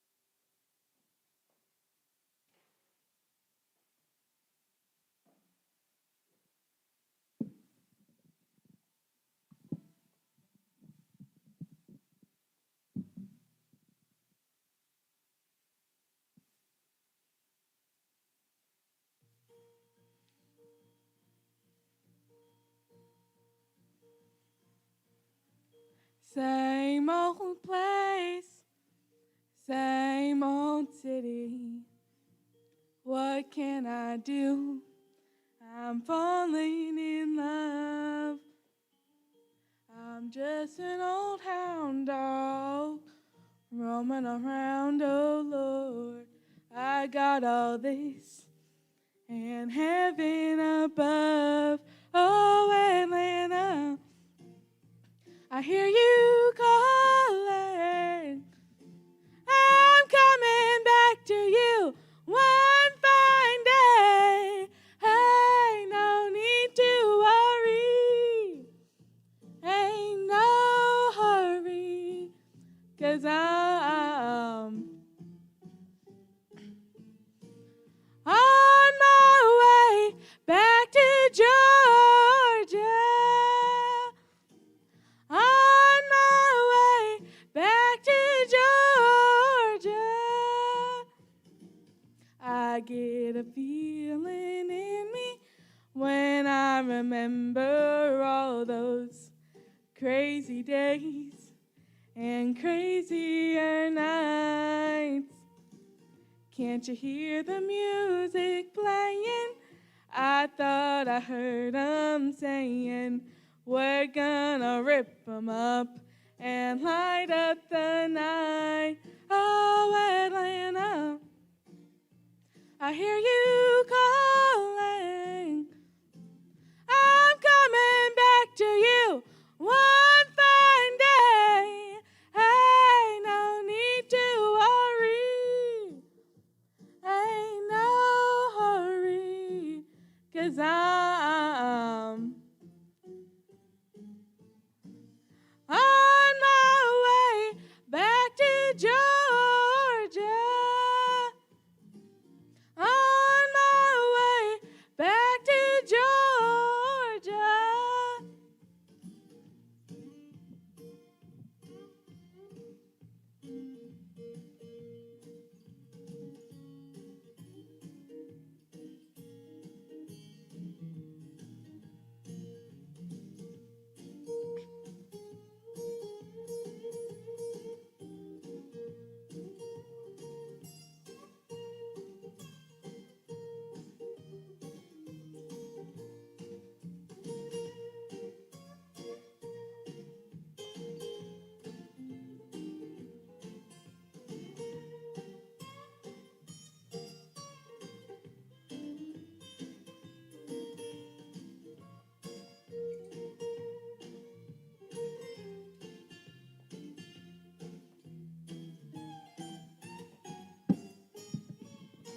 Same old place, it's the same old city. What can I do? I'm falling in love. I'm just an old hound dog roaming around, oh Lord. I got all this and heaven above. Oh, Atlanta, I hear you calling. I'm coming back to you one fine day. Hey, no need to worry. Ain't no hurry, 'cause I'm well, Atlanta, hear you calling. I'm coming back to you one fine day. Hey, no need to worry. Ain't no hurry, 'cause I'm on my way back to Georgia. On my way back to Georgia.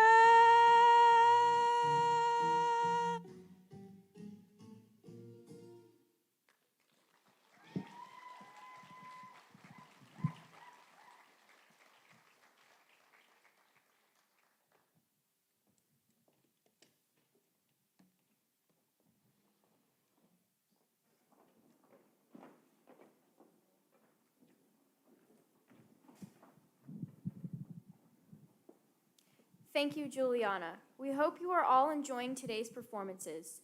At the end of the performances today, you will have a chance to vote for a crowd favorite. Make sure you have your QR code to scan and vote. Speaking of voting, our competitive event judges have already reviewed and judged all the entries this year. We had over 50 state competitive event entries in 11 categories, with three judges per category. We had 33 judges who helped. Thank you to all the judges who helped judge the state competitive events this year. Our next category to recognize today is nature and outdoors. Will the participants please come forward if you are here, and as I call your name, you can come onto the stage.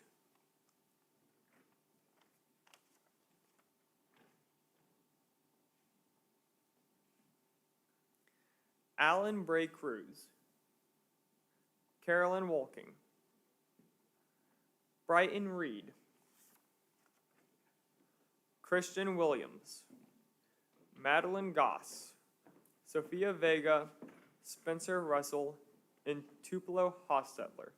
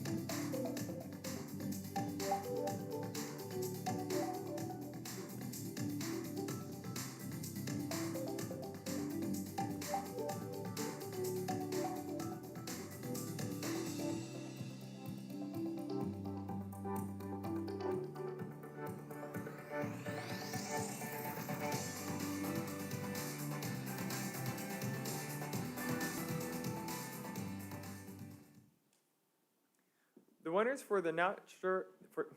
for the nature and outdoors category are: third, Sophia Vega;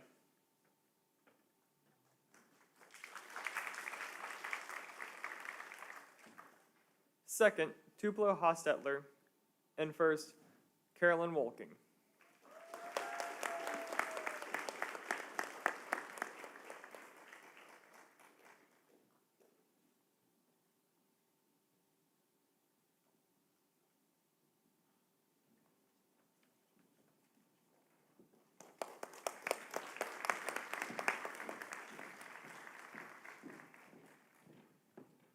Congratulations, everyone. Next on stage is Kaylee Dunlap from Escambia County.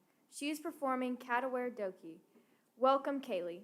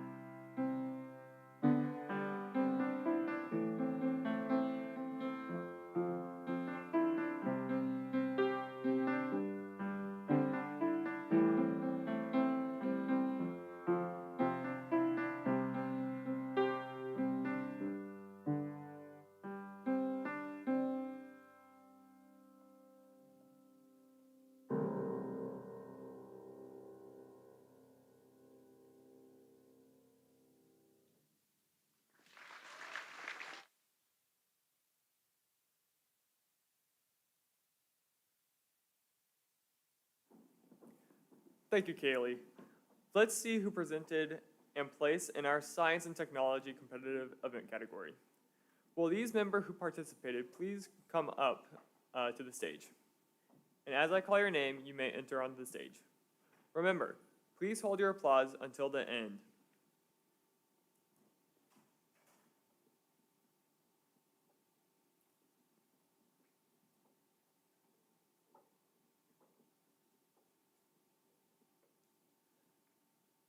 Brandy Spage, Connor Lomersey, Daniel Howard, Caitlin McCord, and Paige Griner.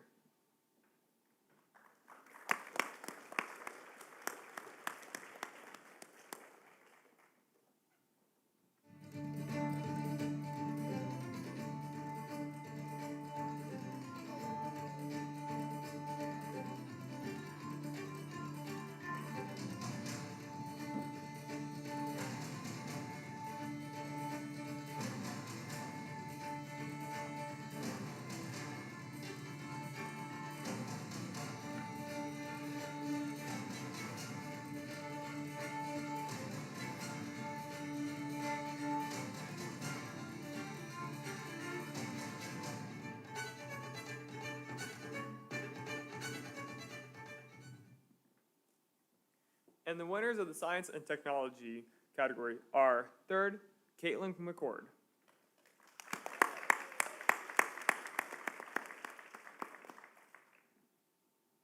Second, Brandy Spage, and first, Paige Griner.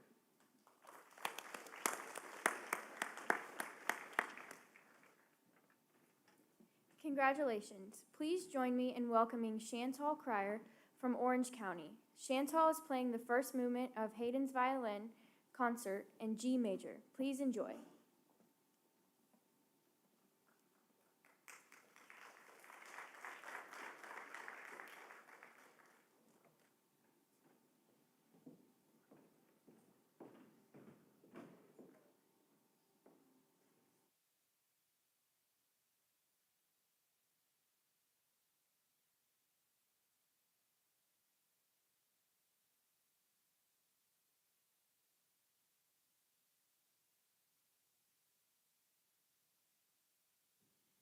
Hello, my name is Chantal Cyrier. I am from Orange County, and today I will be performing the first movement of Haydn's Violin Concerto in G major. The first movement of a concerto is usually bright and energetic to grab the audience's attention, and this piece is no exception. I hope you enjoy.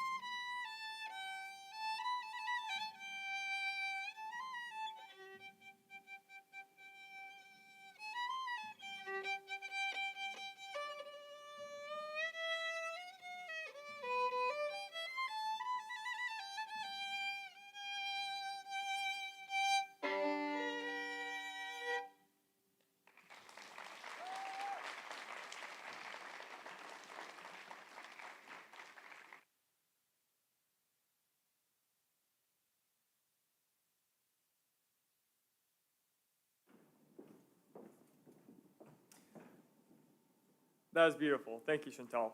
I'm speechless. But our last group of their state competitive events category certainly were not. Our last competitive state event category was public speaking. If you competed in this category, please come forward to the stage.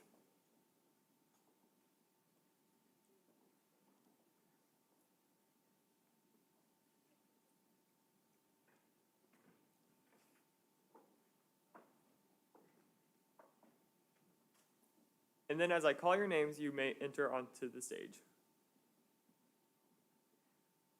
Madeline Goss, Olivia Danino, Reagan Varnes, Samantha Harper, and Selassie D. Nukunya.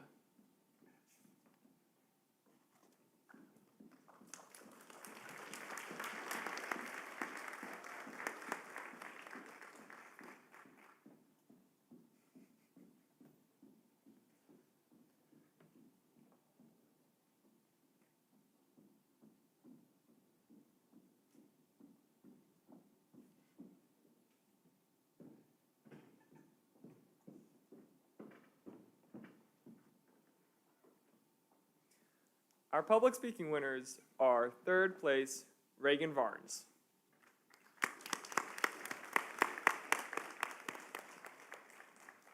Second place, Samantha Harper. And first place,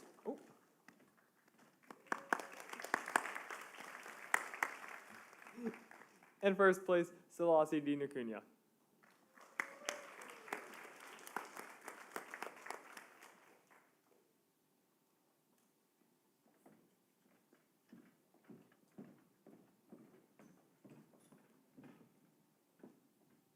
Congratulations. Our first place public speaking winner has an opportunity to compete at a national contest.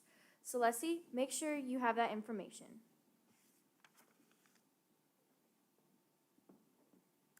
Thank you.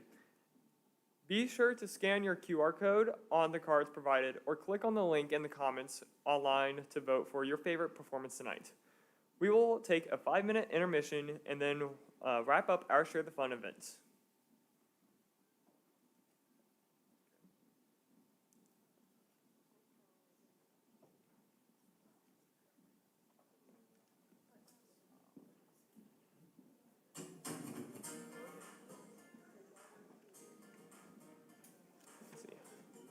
Awesome.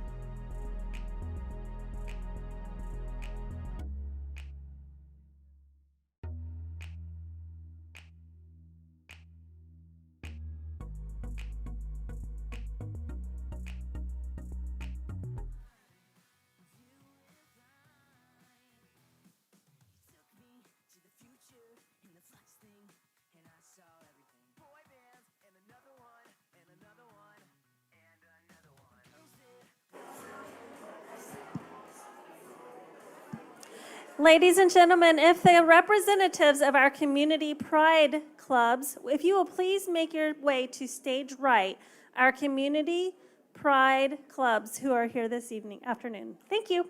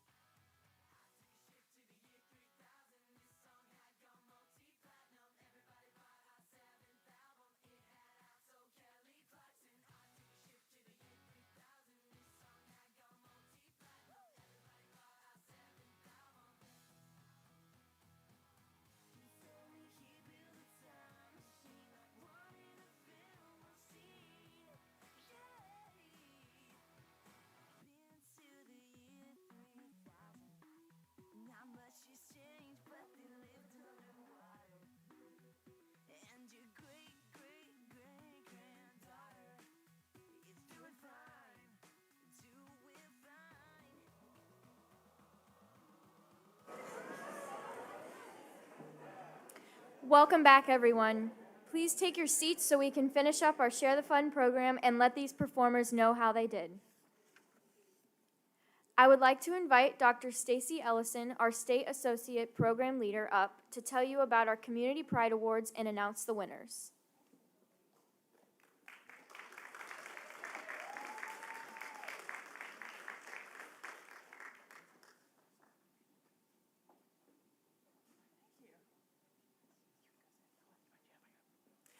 Dr. Stacy just broke all the rules of presenting. I was in the wrong corner. Sorry, kids. But we'll go ahead and get started with today's Community Pride recipients. I'm excited to announce this year's top 5. Community Pride is a Florida 4-H service learning program.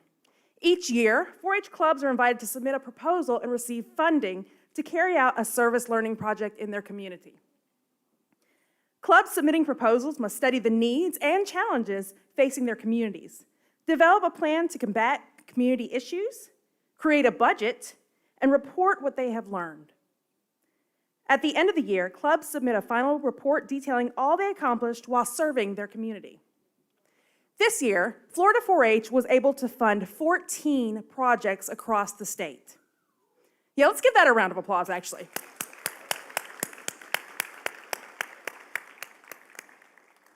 While 4-H members in each project built skill sets and strengthened communities, we have identified 5 projects that best represent service learning. We will now present the top 5 projects in no particular order. When your club is announced, if we have representatives here, we would ask you to please come on stage. The first group we will recognize is the Why Not from Osceola County.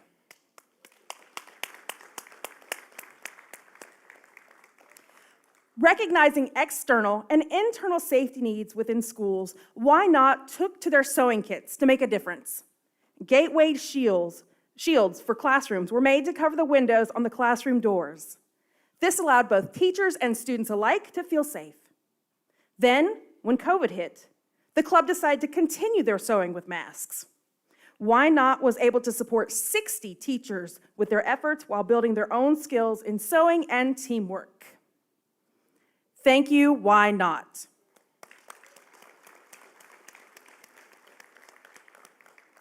The next group we would like to recognize is the Water Quality Team from St. Lucie County.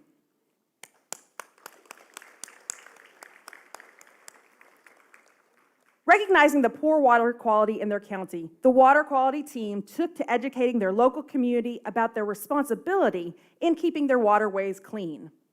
By creating educational flyers and trash collection sites, the team is hopeful that their entire community will learn about the daily things in their lives that can be changed to benefit their water. Thank you, Water Quality Team.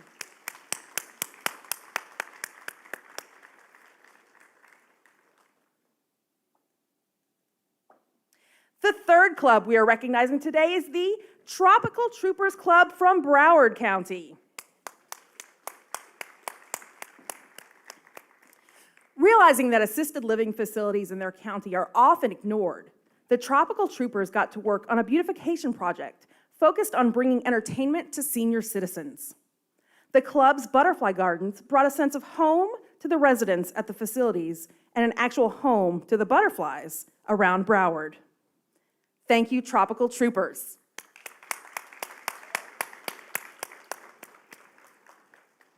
Next, we would like to recognize the Green Clover Legacy 4-H Club from Lake County.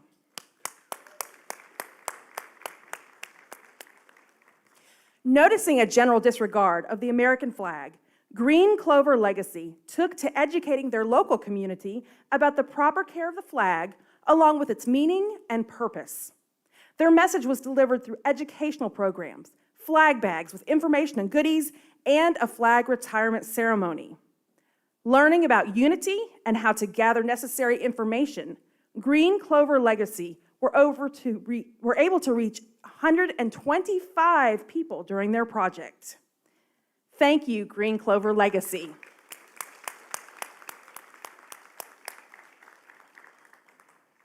Finally, we would like to recognize Dream It, Style It, Make It from Broward County. As a club focused on arts and crafts, Dream It, Style It, Make It recognized that their creative skills could be used to benefit their local assisted living facility residents. The members took to the courtyard of a local facility to provide entertainment through their crafts. Through their education and creation of canvas art, baskets, and wreaths, club members came away with teamwork, communication, and planning skills while leaving smiles and warm feelings with those they served. Thank you, Dream It, Style It, Make It Club.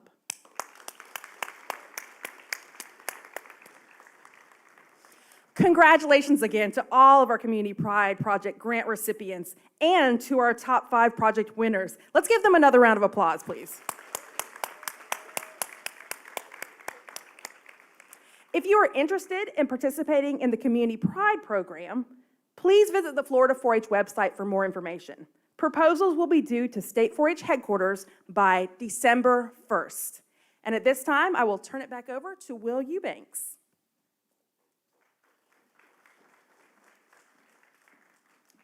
Thank you, Dr. Stacy Ellison. Now is your last chance. If you have not voted for a crowd favorite, do so now before it closes. We'd like to extend a special thanks to all of today's Share the Fun performers and also our judges. While we finish the final tabulations for the Share the Fun, we want to share the results of the State Graphic Design Contest and Photography Contest. Many 4-H members across the state participated in our Florida 4-H graphic design. This contest is open to youth members ages 8 to 18. Will the following senior youth please come up to the stage?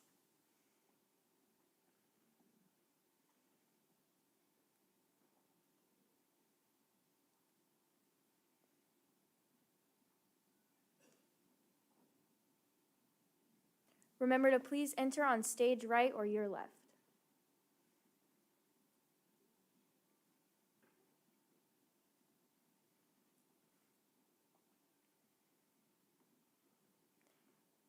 Ava Chavette, Braden Clark, Lily Crawford, Ella Dinkins, Maddie Goss, Cody Luft, Gracie Meredith, Jessica Morris, Celeste Nukanya, and Abri Perryman.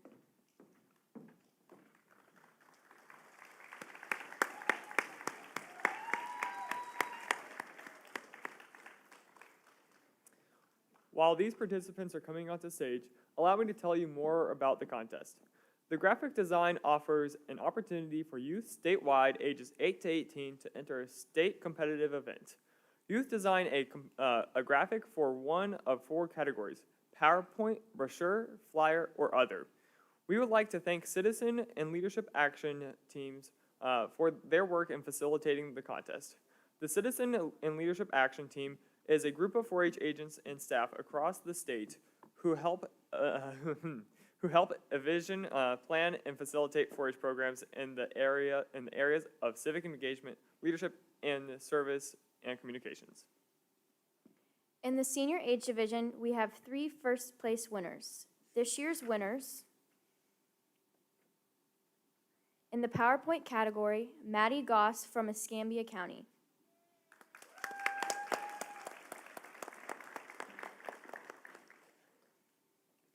In the flyer category, Lily Crawford from St. Lucie County.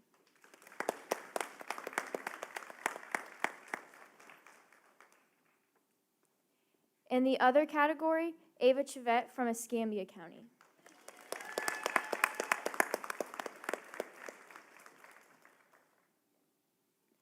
Junior and intermediate placings will be announced on Facebook and sent via emails to the members and their county agents.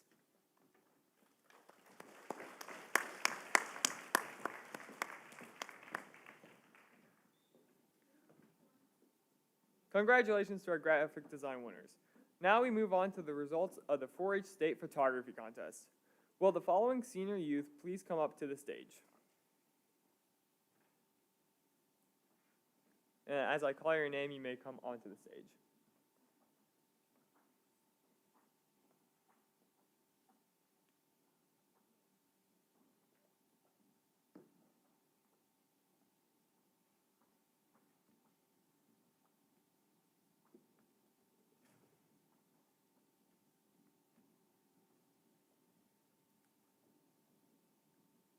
Jesse Arnold, Catherine Ballard, Lily Crawford, Michelle De Aquana, Mariah Dorenzo, Cole Dillard, Carol Dougherty, Rayleigh Doughty, Sarah Fioke, Abigail Fleischman, Alexander Freeman, Kinsley Hare, Samantha Harper, Elizabeth Hendrickson, Anika Holfler, Tupelo Hostetler, Juliana McKentry, Jessica Morris, Emma Nordstrom, Avery Perryman, Thomas Reed, Emily Shvetsoff, Caitlin Small, Harley Smith, Miriam Wood.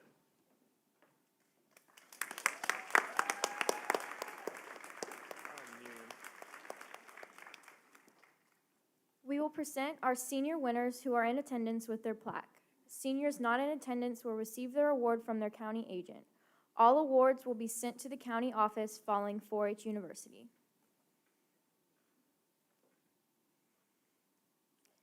The winner of the black and white category is Juliana McIntyre from Sarasota County.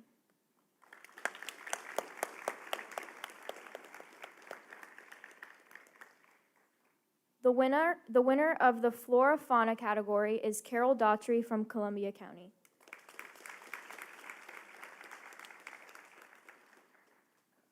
The winner of the People category is Catherine Ballard from Escambia County.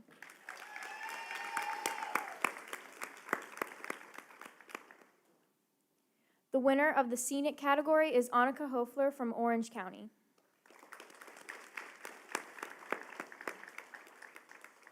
And finally, in the Still Life category is Mariah Dorenzo from St. Johns County.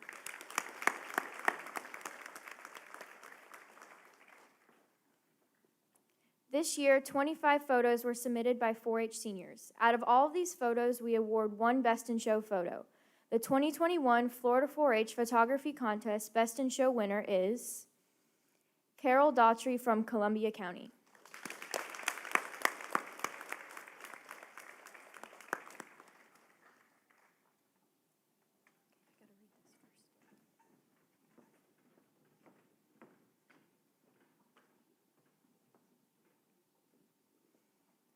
Guests are invited to view the 1956 National Share the Fun and 4-H memorabilia Dr. Mary Phyllis Grayson brought to share with us. Items are in the foyer to the right as you exit. Dr. Grayson is a 4-H alumni of Sumter County and served 2 terms as State Council Officer representing Florida at national programs. Results are now in for tonight's Share the Fun competition. Let's get all the participants back up on stage. Get the crowd excited.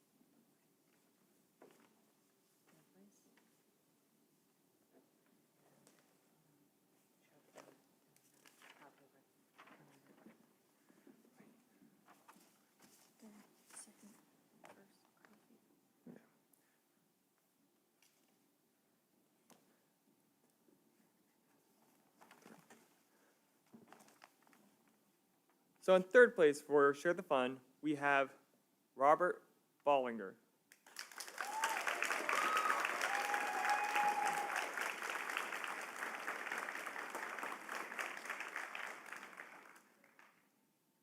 In second place, we have Kalia Dees.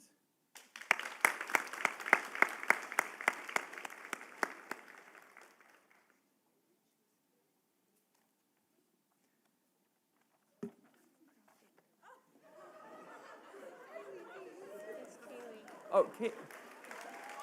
Well.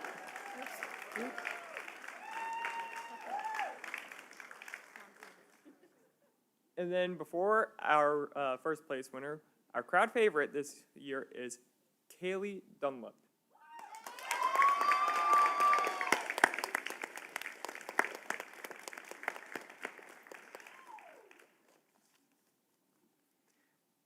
And now for our first place winner. Our first place winner goes to Roundtable Rebels.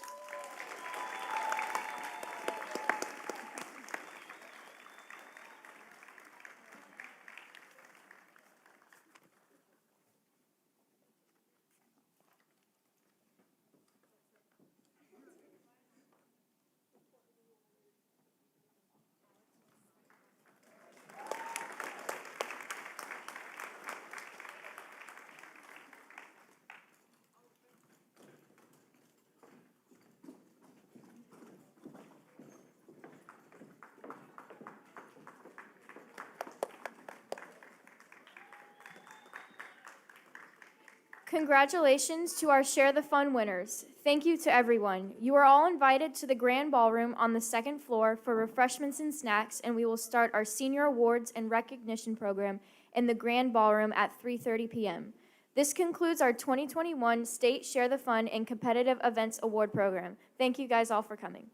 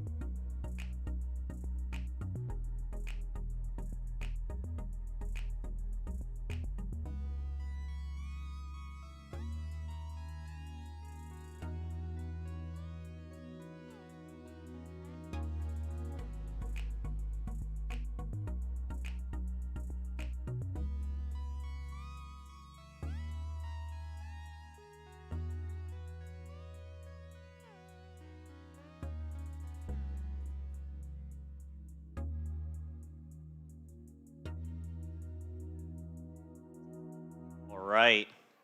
Good afternoon, everyone, and welcome to the 2021 Florida 4-H University Senior Awards Program at the University of Florida. My name is Hayden Hawes. I am your State Council Vice President and Chairperson of the 4-H University Committee. I am so excited today was able to happen. It has been a memorable year. I want to thank 4-H for this opportunity to serve and chair this committee this past year. Agreed, Hayden. My name is Travis Lomersey, and I'm thrilled to be here as well. Today, we will recognize the contributions of current members, alumni, and friends of Florida 4-H. Those contributions are to the benefit of clubs, communities, the state of Florida, program, and even the nation. We will begin our program with our pledges. We've asked Ashton Perryman of Marion County to lead us in the Pledge of Allegiance, followed by Evelyn Howe of Martin County with the 4-H pledge. Will everyone please rise?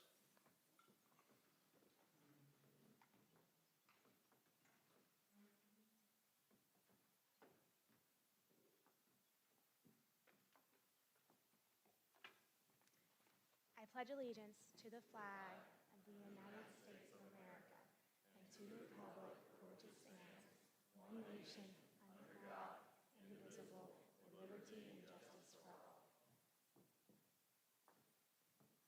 I pledge my head to clearer thinking, my heart to greater loyalty, my hands to larger service, my health to better living, for my club, my community, my country, and my world. Thank you, Ashton and Evelyn. Everyone may be seated.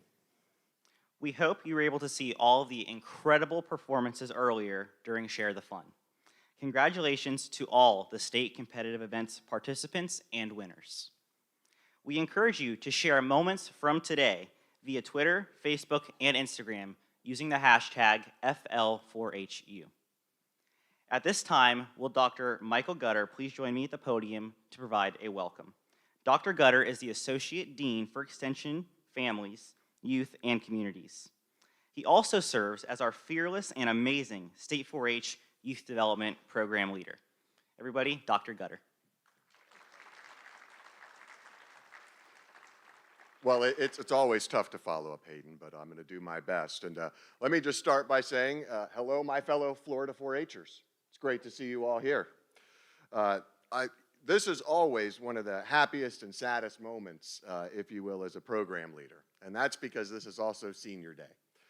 I stand here filled with joy, pride at really all that all of you have done so far in your lives, for your families, in your communities, in your club, in your world.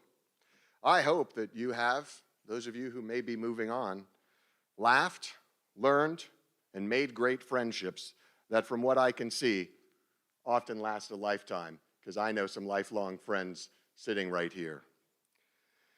It's bittersweet because as I've tried to meet so many of you and know a few of you and tell you with all the honesty that I'm going to miss you and I'll miss your families.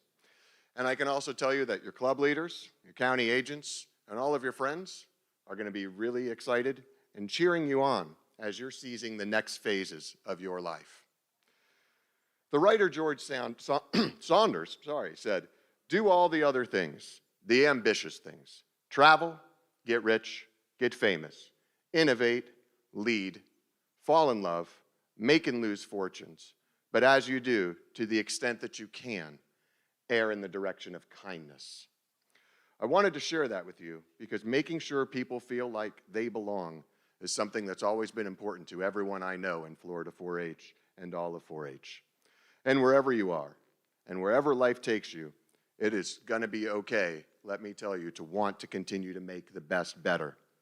The world needs more people who think that way, and I'm glad to see all of you who'll be taking that forward. You've been told that you're the future many times, and I'm here to tell you that for some of you, the future actually begins now. Thank you for sharing your lives with us and for letting us share some of our lives with you. We're wishing you all the best of luck and cheering you on. Thank you.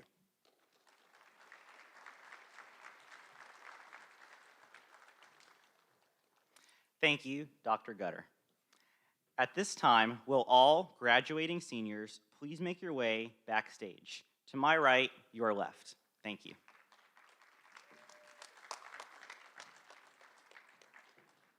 In 4-H, we envision a world in which youth and adults not only learn together, but grow and work as a team to bring about positive change. I would like to take this time to recognize some of our special guests that are in attendance this evening and partner with Florida 4-H to bring this vision to fruition. At this time, we would like to recognize a few of our special guests. Please stand and remain standing so we acknowledge you. UF-IFAS faculty and administration. Florida 4-H Foundation board members.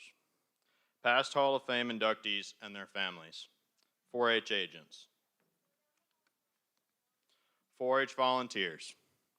And of course, all of our parents and family members. Look around at all the support here for us. Thank you all for your support, your time, and all your investment in our 4-H Youth Development Program. Please have a seat.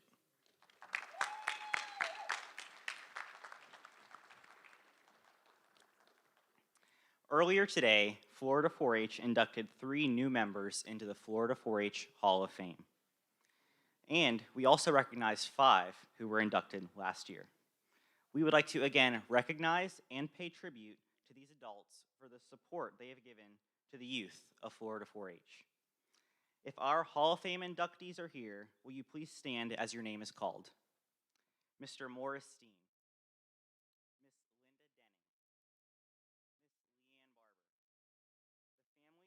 Kim Massey, Miss Vicki Merriweather, Mr. Hal Porter, Dr. Susan McManus, and the family of Donald Sellers. Round of applause for our inductees.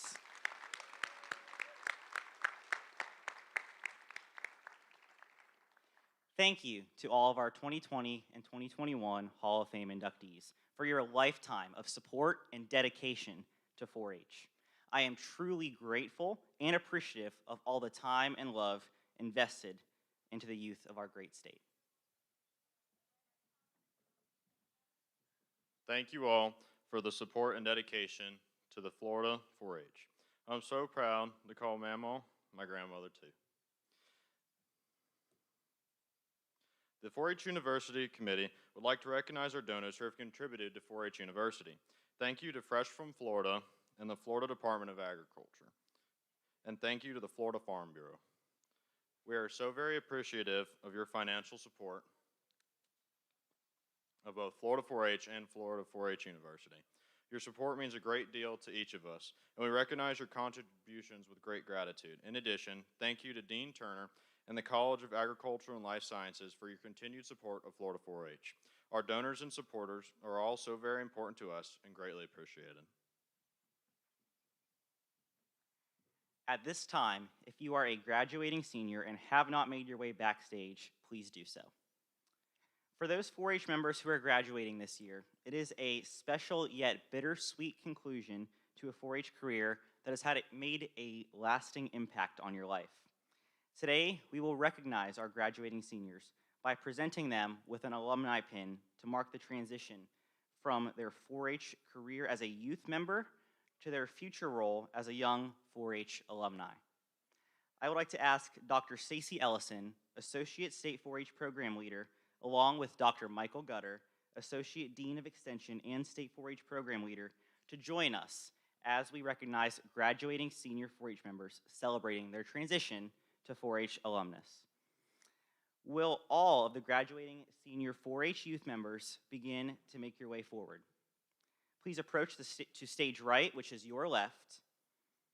Seniors, as we read your name, please make your way across the stage to receive your pin. Please cross the stage and stay on stage until everyone has their pin. Families and friends, please hold your applause until all names are read. Thank you, Hayden.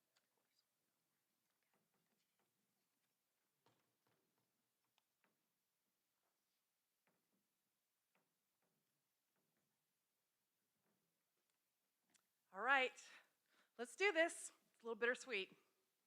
Our first graduating senior tonight, Caitlin McCord. Mariah Dorenzo. Rebecca Erickson. And you know what, y'all? You don't have to hold your applause. Go ahead and applaud. They deserve it. Christopher Castaldi.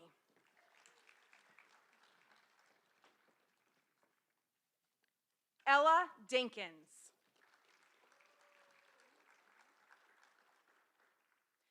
Ashton Perryman.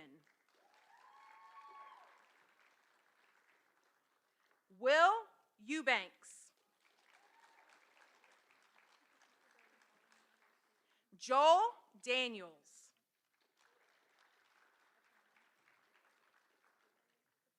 Shay Dixon.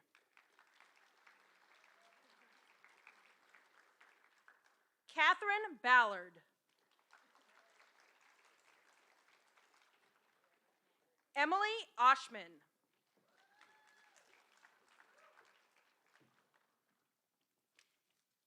Ethan Thorne.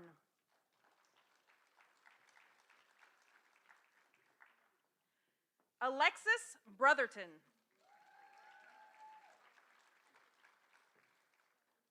Isaac Angelo.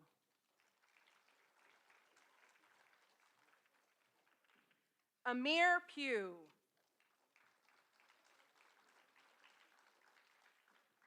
Shane Patrick O'Connor.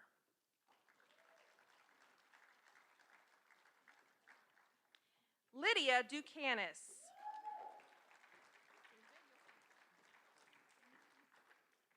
Christy Mansueta.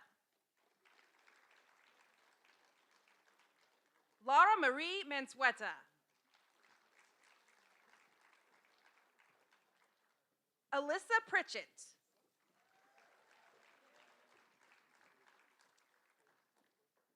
Marissa Boudor. Riley Bergman. Friends and family, this is your photo op. To those of you on stage, Florida 4-H wishes you well in your future endeavors, and we know you will continue to make us proud. Congratulations on this accomplishment, and may I personally welcome you to the 4-H alumni family.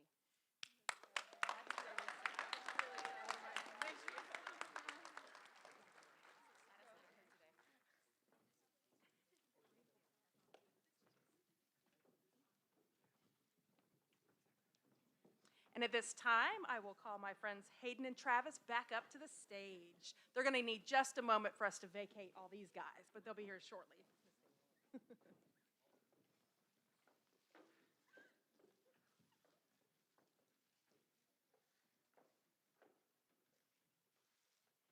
All right, Hayden and Travis.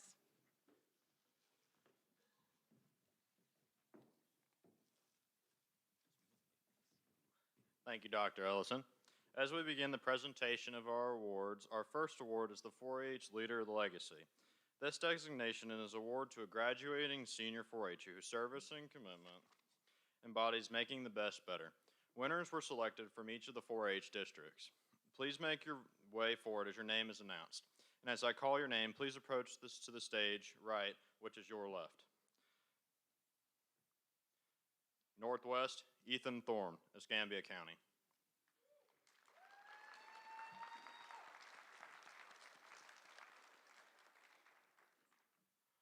Northeast, Will Eubanks, Alachua County.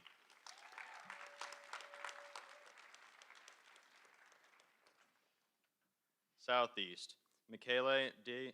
Aquino, Broward County.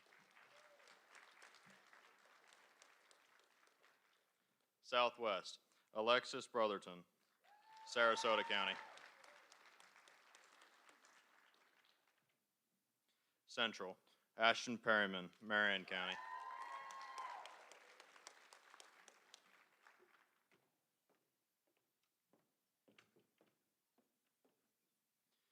You all have done an outstanding job representing Florida 4-H. At this time, we would like to recognize an outstanding overall senior leader who we believe will continue to leave a legacy. Please join me in congratulating the 2021 Overall Leader of the Legacy Award recipient, Ethan Thorne. What do we do?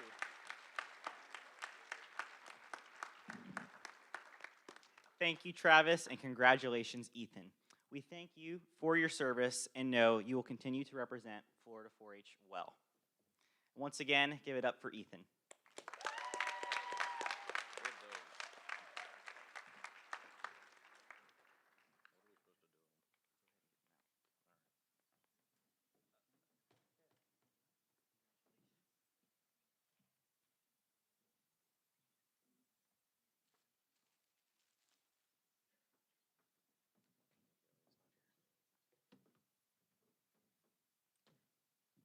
At this time in our program, it is time to recognize youth who've completed a portfolio. Oh, well, I don't know what's going on. Okay, then. At this time in our program, it is time to recognize youth who completed a portfolio and interviewed to receive a national award trip. I would like to again invite Dr. Stacy Ellison, Associate State 4-H Program Leader, back to the podium to announce our winners, and our State 4-H Program Leader, Dr. Michael Gutter, to the stage to present those awards. All youth who interviewed for an award trip, please pay special attention. As your name is called, you should use the stairs on my right, your left. Please remain on stage until all winners are called. Ms. Stacy. Thank you, Hayden.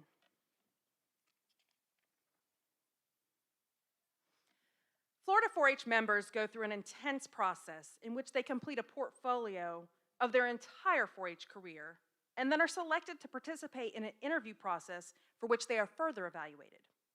Youth are eligible to begin the process of applying for award trips when they become a senior 4-H member. If you are interested in learning more about this process, please contact your local county extension office.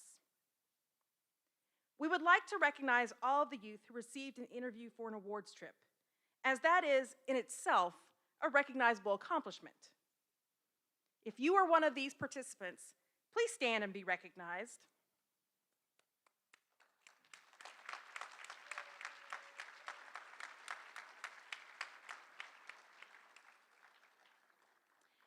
And at this time, we will ask the following recipients of the 4-H National Conference trip to please come on stage and receive your award.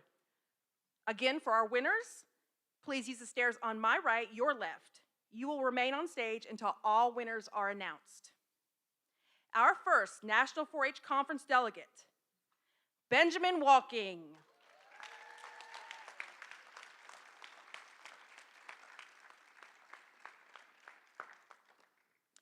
Our next winner, Ella Dinkins.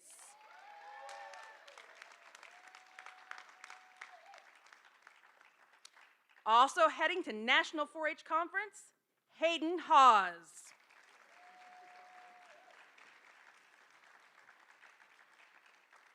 This group will be joined by Caitlin Hughbanks.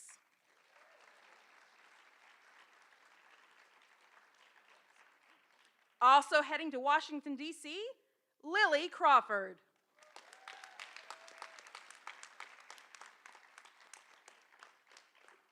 Next up, we have Alyssa Pritchett.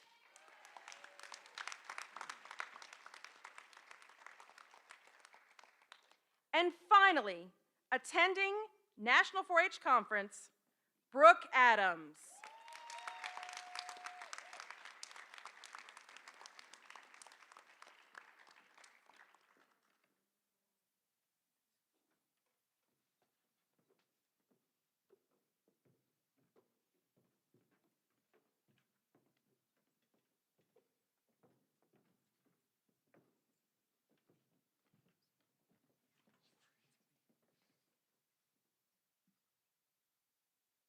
Congratulations.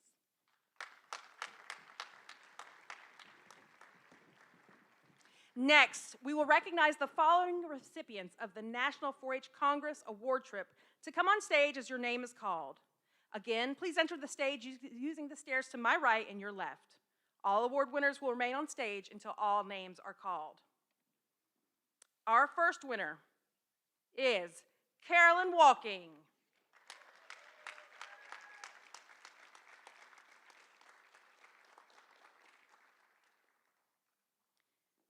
Next up, we have Ashton Perryman.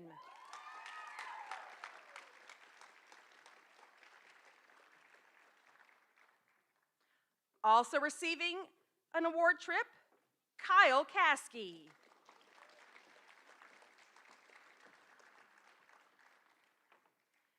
Further representing Florida 4-H in this award, Riley Bergman.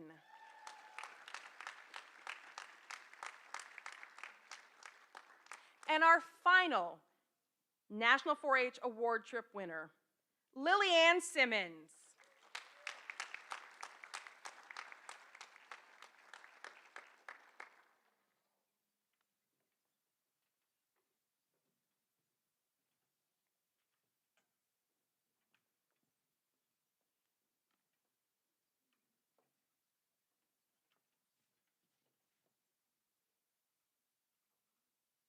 Congratulations. I know you will enjoy yourselves and you will represent us well.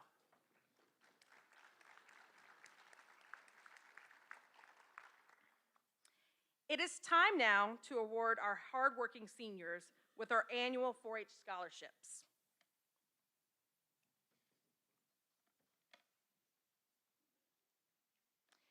It is my privilege, on behalf of the Florida 4-H Foundation, to recognize all the youth recipients of a graduating senior scholarship. Our youth have worked very hard to receive this recognition, and we are all very proud of them.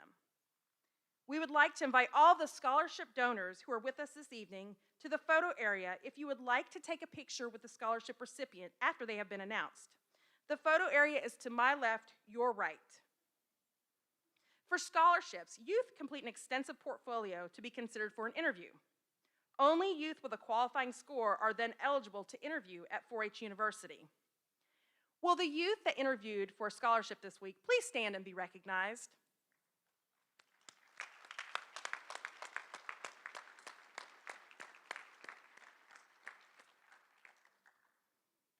You may be seated. As we begin recognition of our winners, please remember again to approach the stage to my right, your left. And again, all recipients, please stay on stage so we can get our final photographs of you.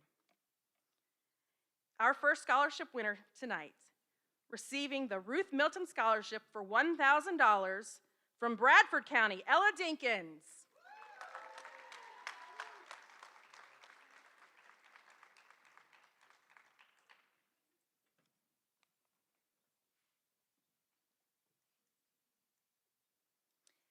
The Tampa Bay Kennel Club Dog Scholarship, also for $1,000, goes to Will Eubanks, Alachua County.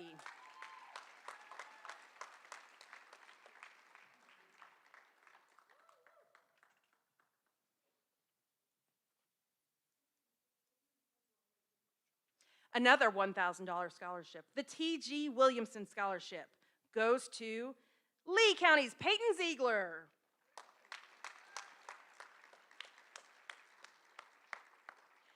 The Fred and Mabel Barber Scholarship for $1,000 goes to Catherine Ballard of Escambia County.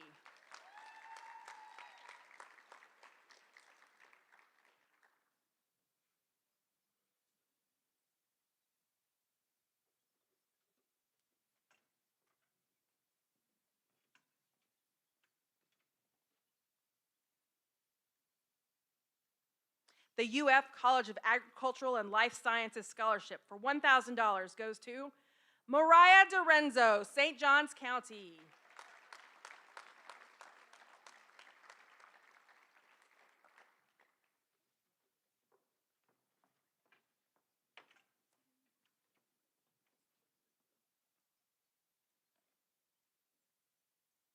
The T.G. Williamson Scholarship, $1,000 goes to Lydia Ducanis, Broward County.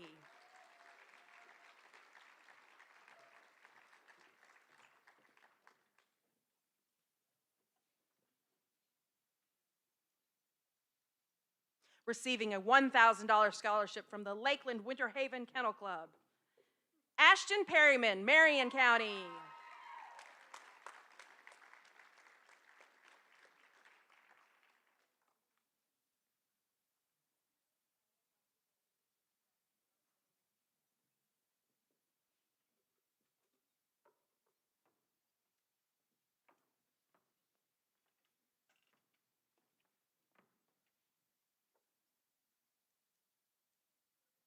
The $1,000 Fred and Mabel Barber Scholarship goes to Hunter Williams, Union County.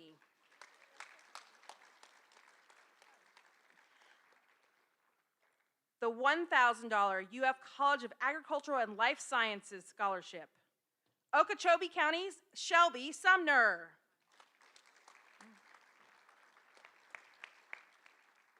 A $500 4-H Foundation Scholarship, Orange County's Riley Weiss.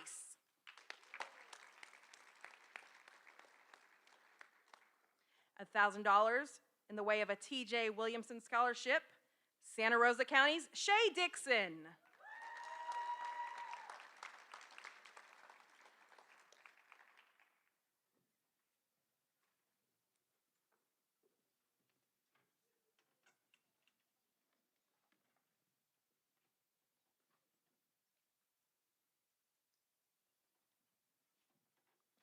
The Dr. Freddie Johnson 4-H Scholarship, $500, goes to Michele DeQuino, Brevard County. The $500 Alden Hilliker Memorial Scholarship, Manatee County's Alyssa Pritchett.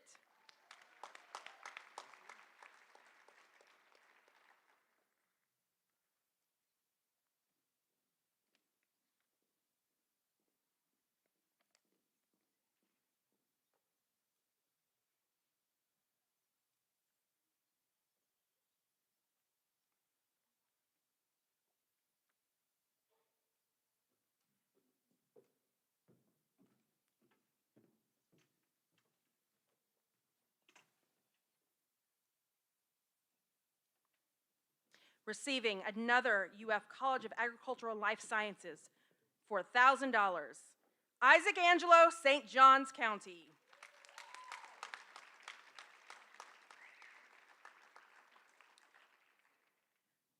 Receiving the Platt Memorial Scholarship for $500, Diana Ward, Citrus County.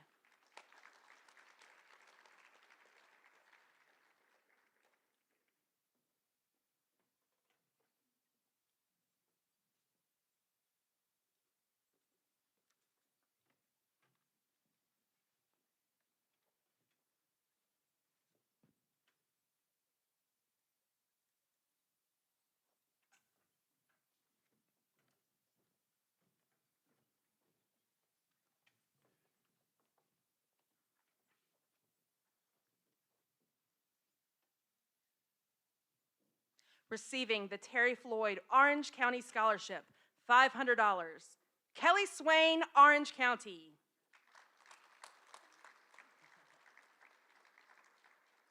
Receiving the Jared Paget 4-H Excellence Scholarship, $500, Kyle Caskey, Santa Rosa County.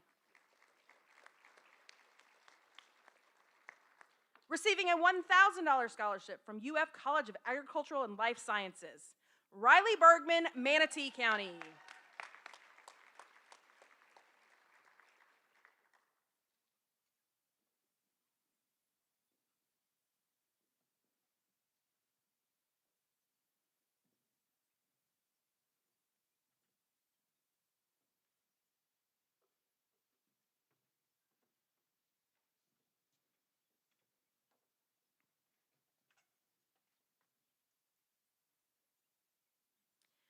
Receiving the Florida Cattlewomen Scholarship, $800, Lily Ann Simmons, Orange County.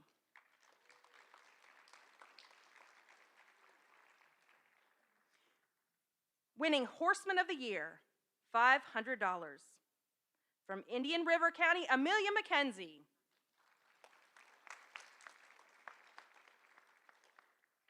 The Thomas Greenewalt Scholarship, $400, goes to Emily Oshman, Palm Beach County.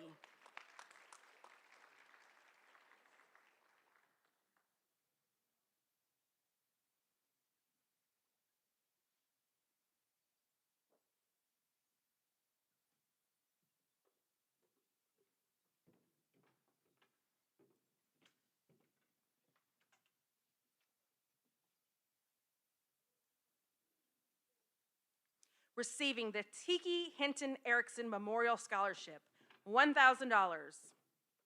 Isabel Perdomo, Hillsborough County.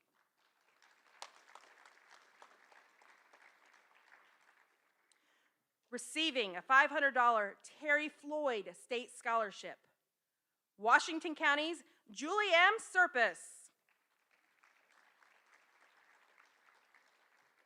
Receiving the Dr. Bobby Damron Scholarship, $500, Washington County's Cole Dillard.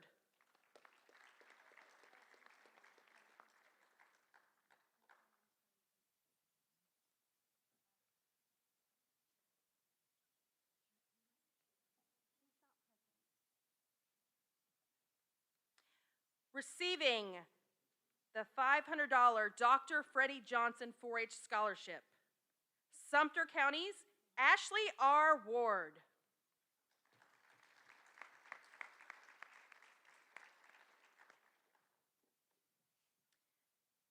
Receiving the Norman Cox Scholarship, $500, Lee County's Jasmine Sprague.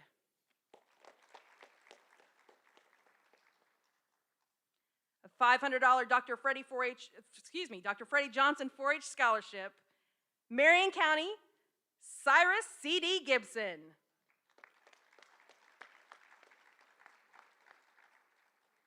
Receiving the Nettie Ruth Brown Scholarship, $500, Mariah DeRenzo, St. Johns County.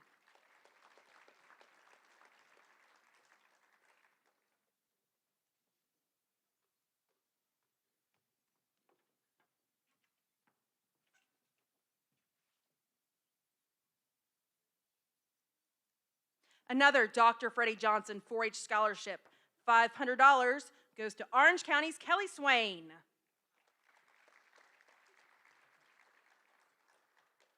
And another $500 Terry Floyd Orange County Scholarship, Orange County's Lily Ann Simmons.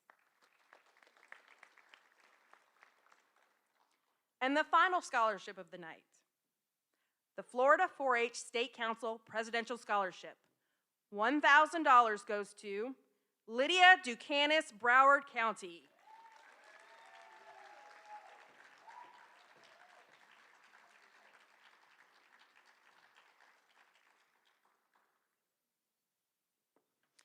Congratulations to all of our scholarship winners. They will be at the food court later treating everyone. Just kidding. No, they won't. They will represent us well with whatever they go on to do in life, career, and happiness. And we wish you the absolute best, and the absolute best to all of our 4-H alumni tonight. We hope to see a lot of you volunteering for us in the future. We'll find you. At this time, I will turn the podium back over to Hayden and Travis. Thank you. Thank you, Hayden, Dr. Ellison, and Dr. Gutter. Now we're going to be playing some of our senior videos.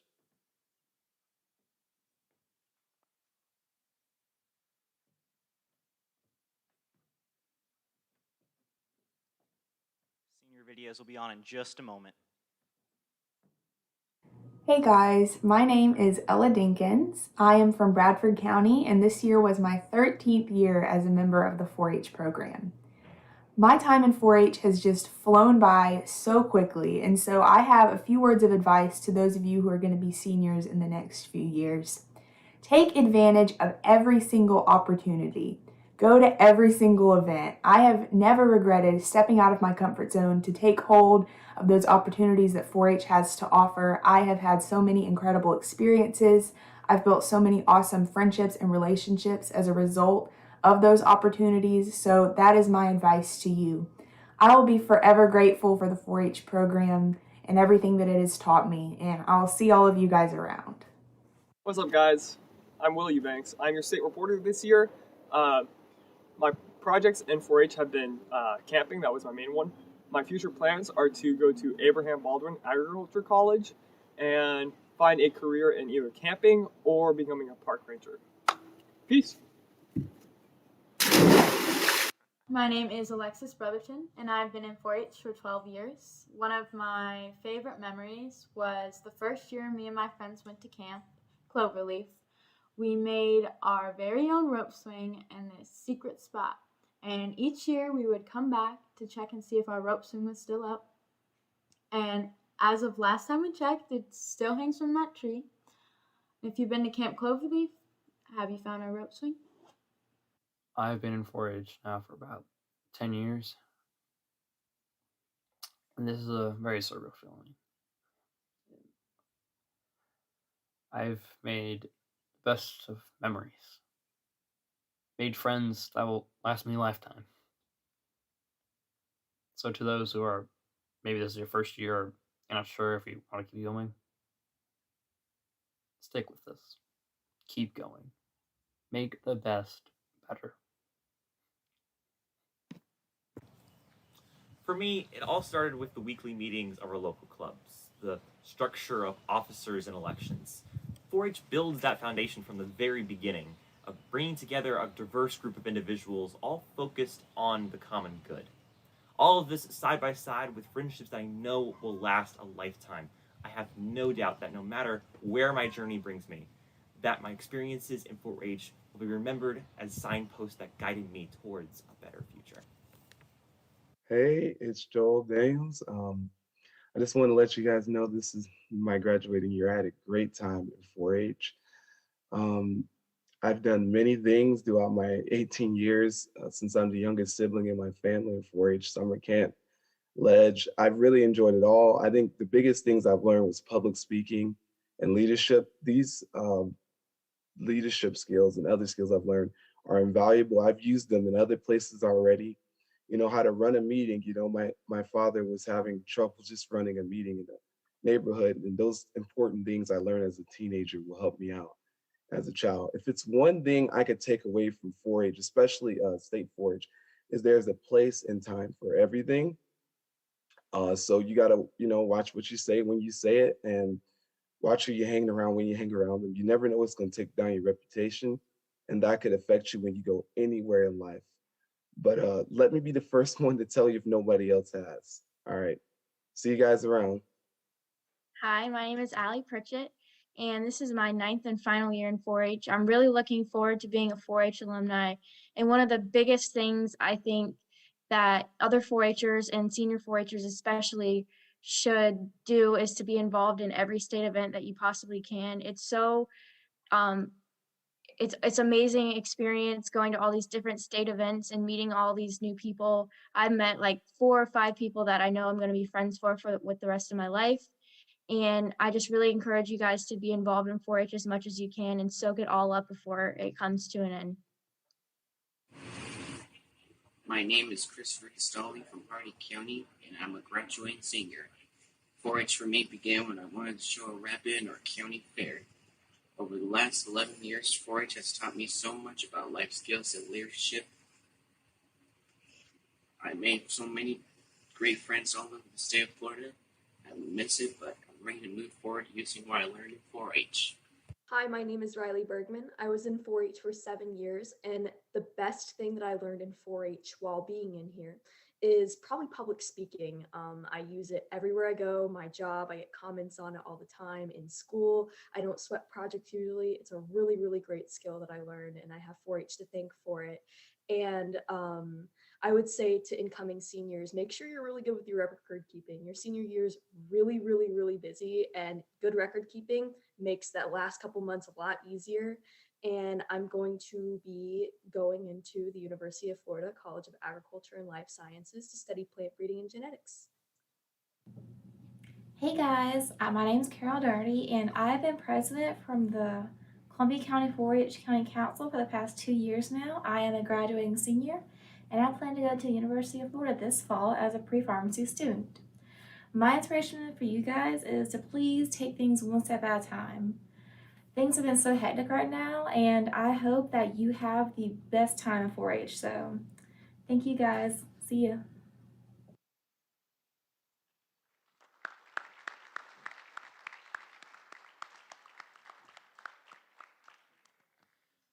Thank you to those seniors for those amazing senior videos. Again, congratulations to all of our award trip and scholarship recipients.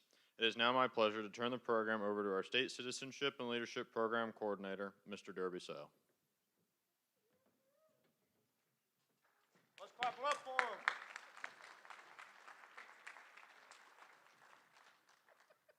I appreciate that, Travis. All right, so I think they're getting lined up over there, so I won't call them on stage yet, but I will pull out my script.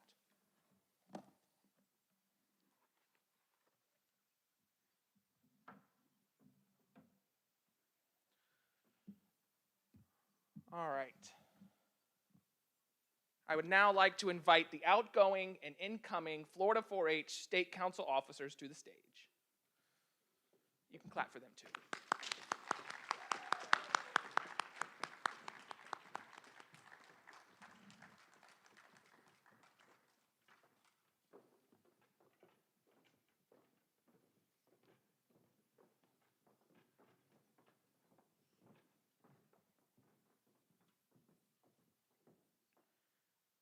We have reached the time in the 4-H year for a new group of officers to assume the leadership responsibilities of the Florida 4-H Council. The success of the 2021-2022 4-H Council lies in their hands. The quality of their leadership will be reflected in the many state activities in which the Council assists. The candles held by the retiring officers are symbolic of this brightly burning flame of leadership.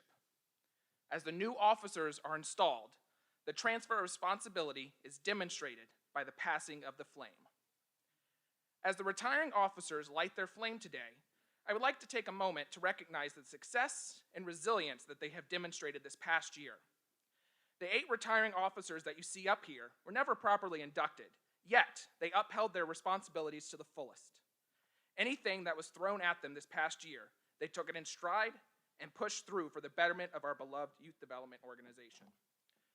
Regardless of how they were delivered, these 8 officers pushed through everything to give youth across the state the impactful and high-quality youth development programming they deserve.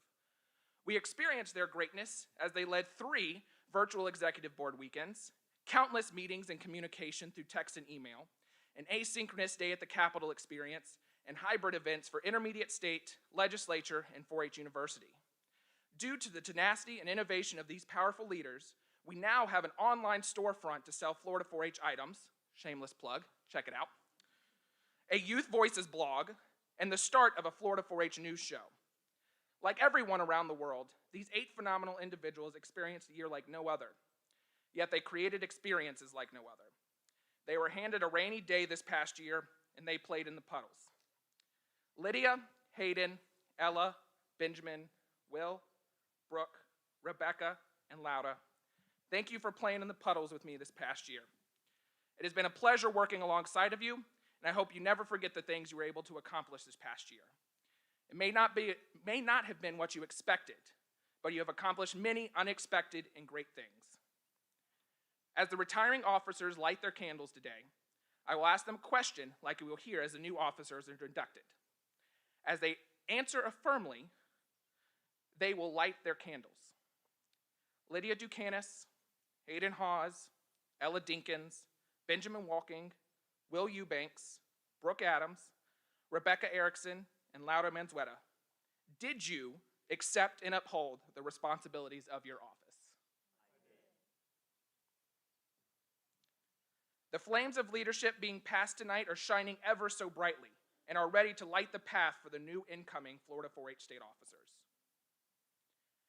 Travis Lomersey, as the newly appointed Sergeant at Arms, you have the responsibility of leading council committees and seeing that the rituals and ceremonies of the council are upheld. Do you accept this responsibility? I do. Laura Manzueta, the retiring Sergeant at Arms, will transfer to you the flame of leadership.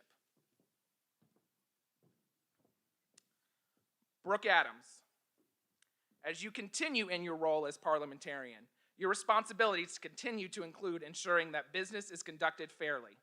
You are to be familiar with Robert's Rules of Order and to see that the majority is carried out while protecting the rights of the minority. Do you accept this responsibility? I do. Please transfer your flame of leadership onto the incoming state officer team by crossing the stage and joining them. Kira O. Mahoney, as the newly appointed historian, in addition to general leadership, you are responsible for maintaining a scrapbook record of the works of council and of 4-H across the state. Do you accept this responsibility? I do. Rebecca Erickson, the retiring historian, will transfer to you the flame of leadership.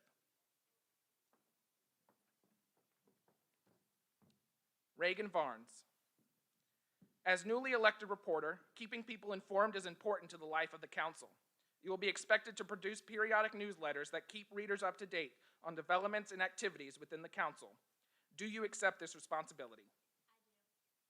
Will Eubanks, the retiring reporter, will transfer to you the flame of leadership.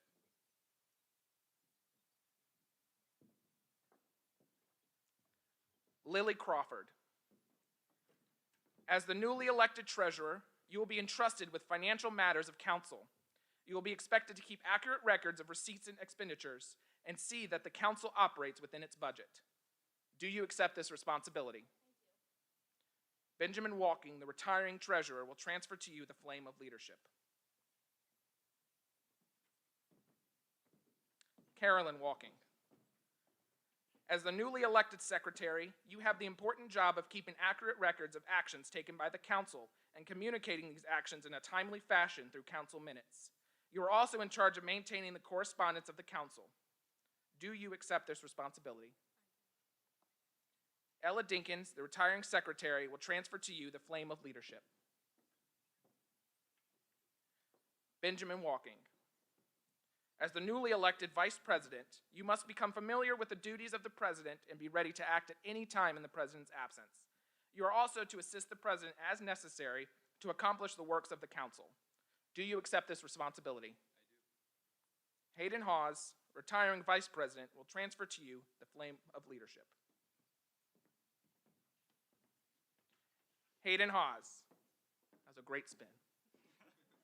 As newly elected president of the Florida 4-H Council, you will need to call upon all of the leadership skills that you have gained up to this point in your 4-H career. The president serves as a symbolic leader of more than 200,000 Florida 4-Hers. The president represents 4-H before other groups, develops the agenda for meetings, appoints committees, and serves as ex officio member of committees, and must be aware of the day-to-day operations of the council. The president must also be skillful enough to utilize the abilities and strengths of the other 7 officers, facilitate teamwork, and ensure that the other officers do their jobs. Do you accept this responsibility? I do. Lydia Ducanis, retiring president, will transfer to you the flame of leadership. The path that the council will follow in the coming year will be guided by the leadership of the new officers.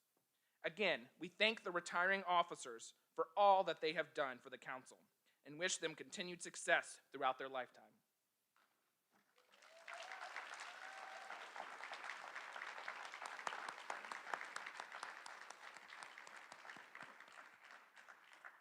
Our new president will now rekindle the flames of leadership on the candles of the retiring officers, symbolizing our hope that they will continue to apply the leadership skills that they have learned through 4-H, both as adult volunteers in the 4-H program that pass their background checks, and in other aspects of their lives.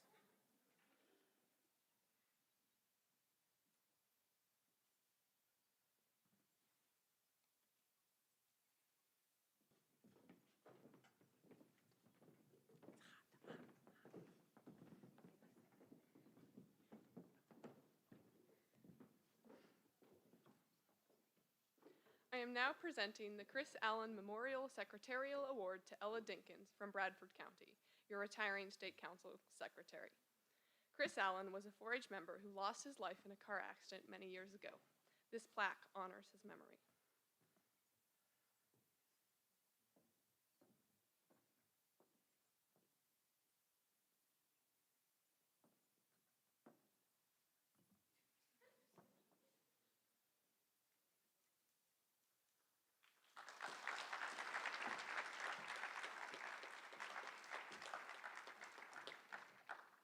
Now, I invite your retiring State Council President, Lydia Ducanis, to present her retiring address.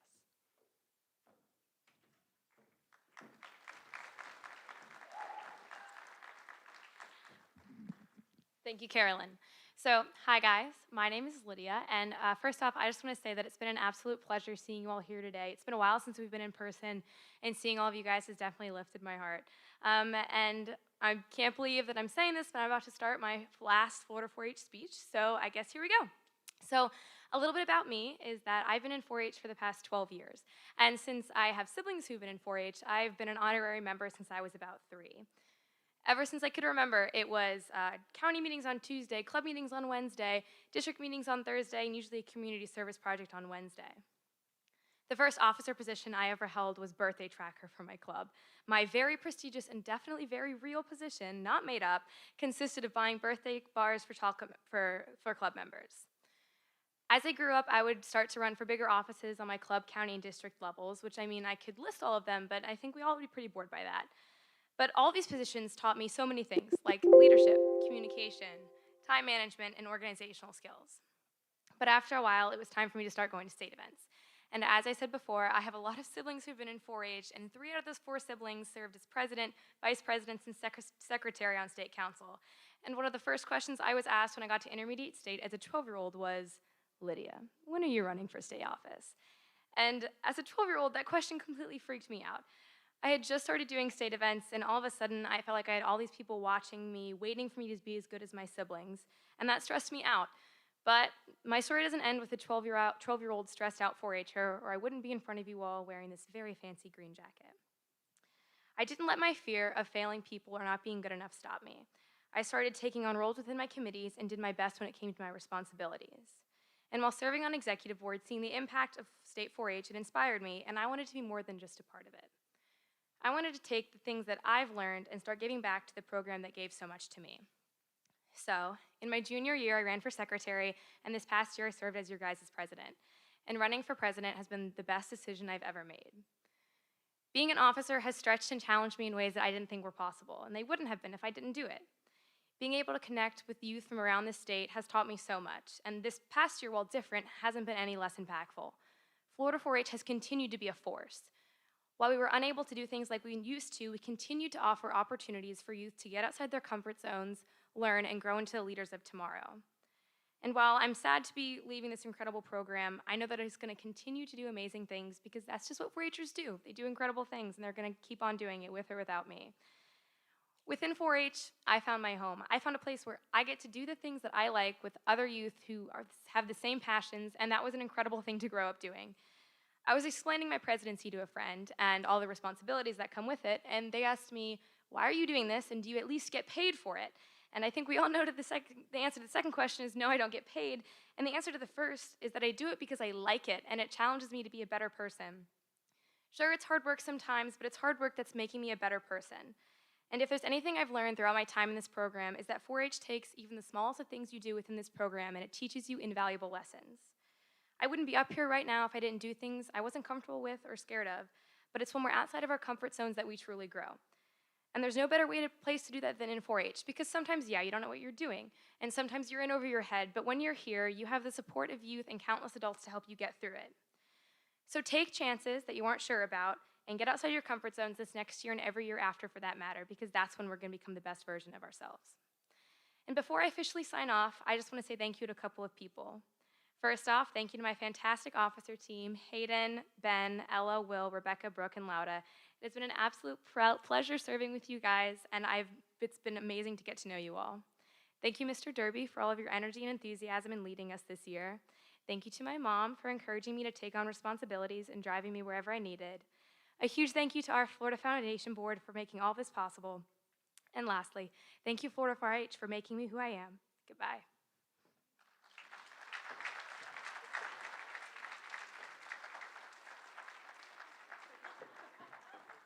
Just kidding, I'm back. I forgot that I kept talking. Okay. Now I'd like to invite up your new State Council President, Hayden Hawes, up to the stage and present him with the traditional gavel.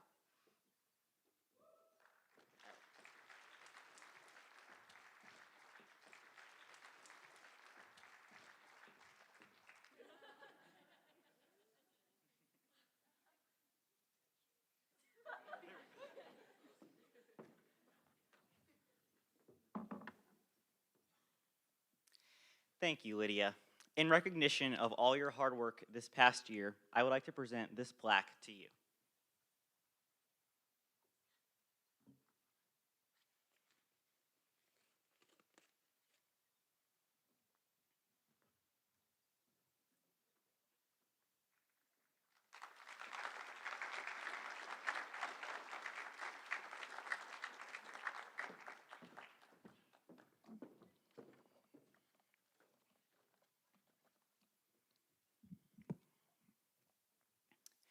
Good evening, 4-H University attendees.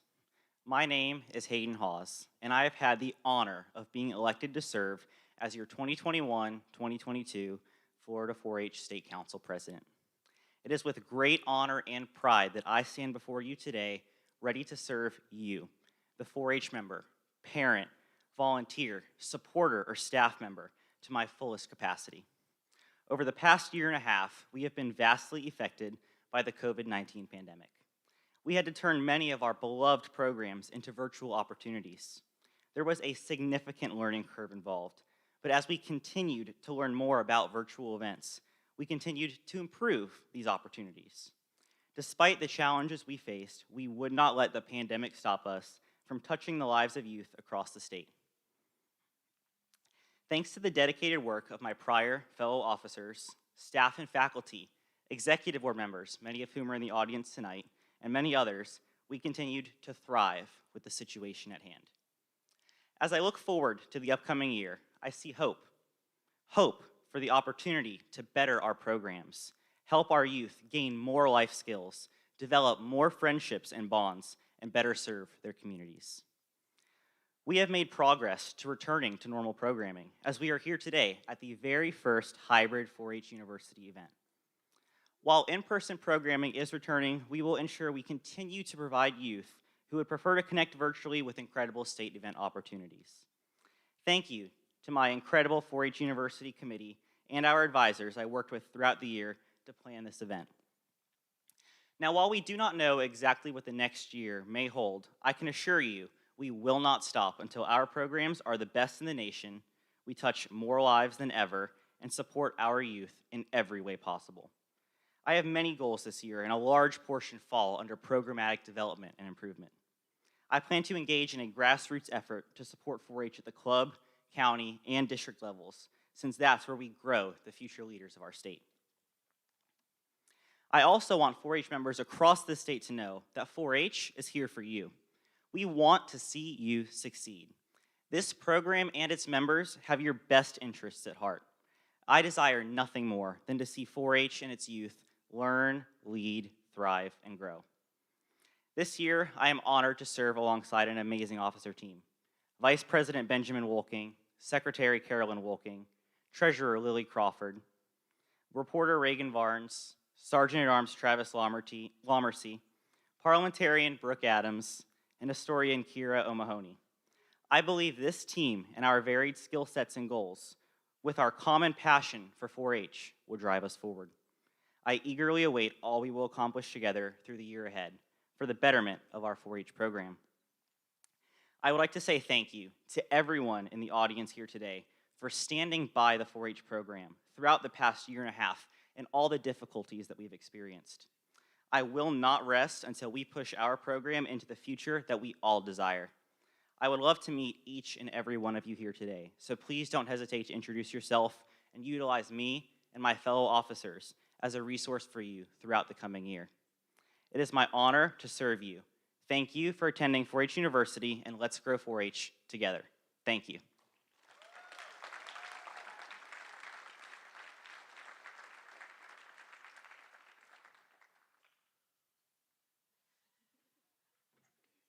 Just like Lydia, I'm back. All right, so I'd like to let everybody know that as of right now, you are released. Thank you all so much for coming to 4-H University. We have our senior 4-H member dance coming up really soon, a little bit of food for our senior members as well. For all of our incredible 4-H parents and other family members here in the audience today, we've got a lot of opportunities for you around Gainesville, a bowling alley downstairs, and a lot of other opportunities as well. But at this time, you are released, and thank you for coming to 4-H University. Thank you.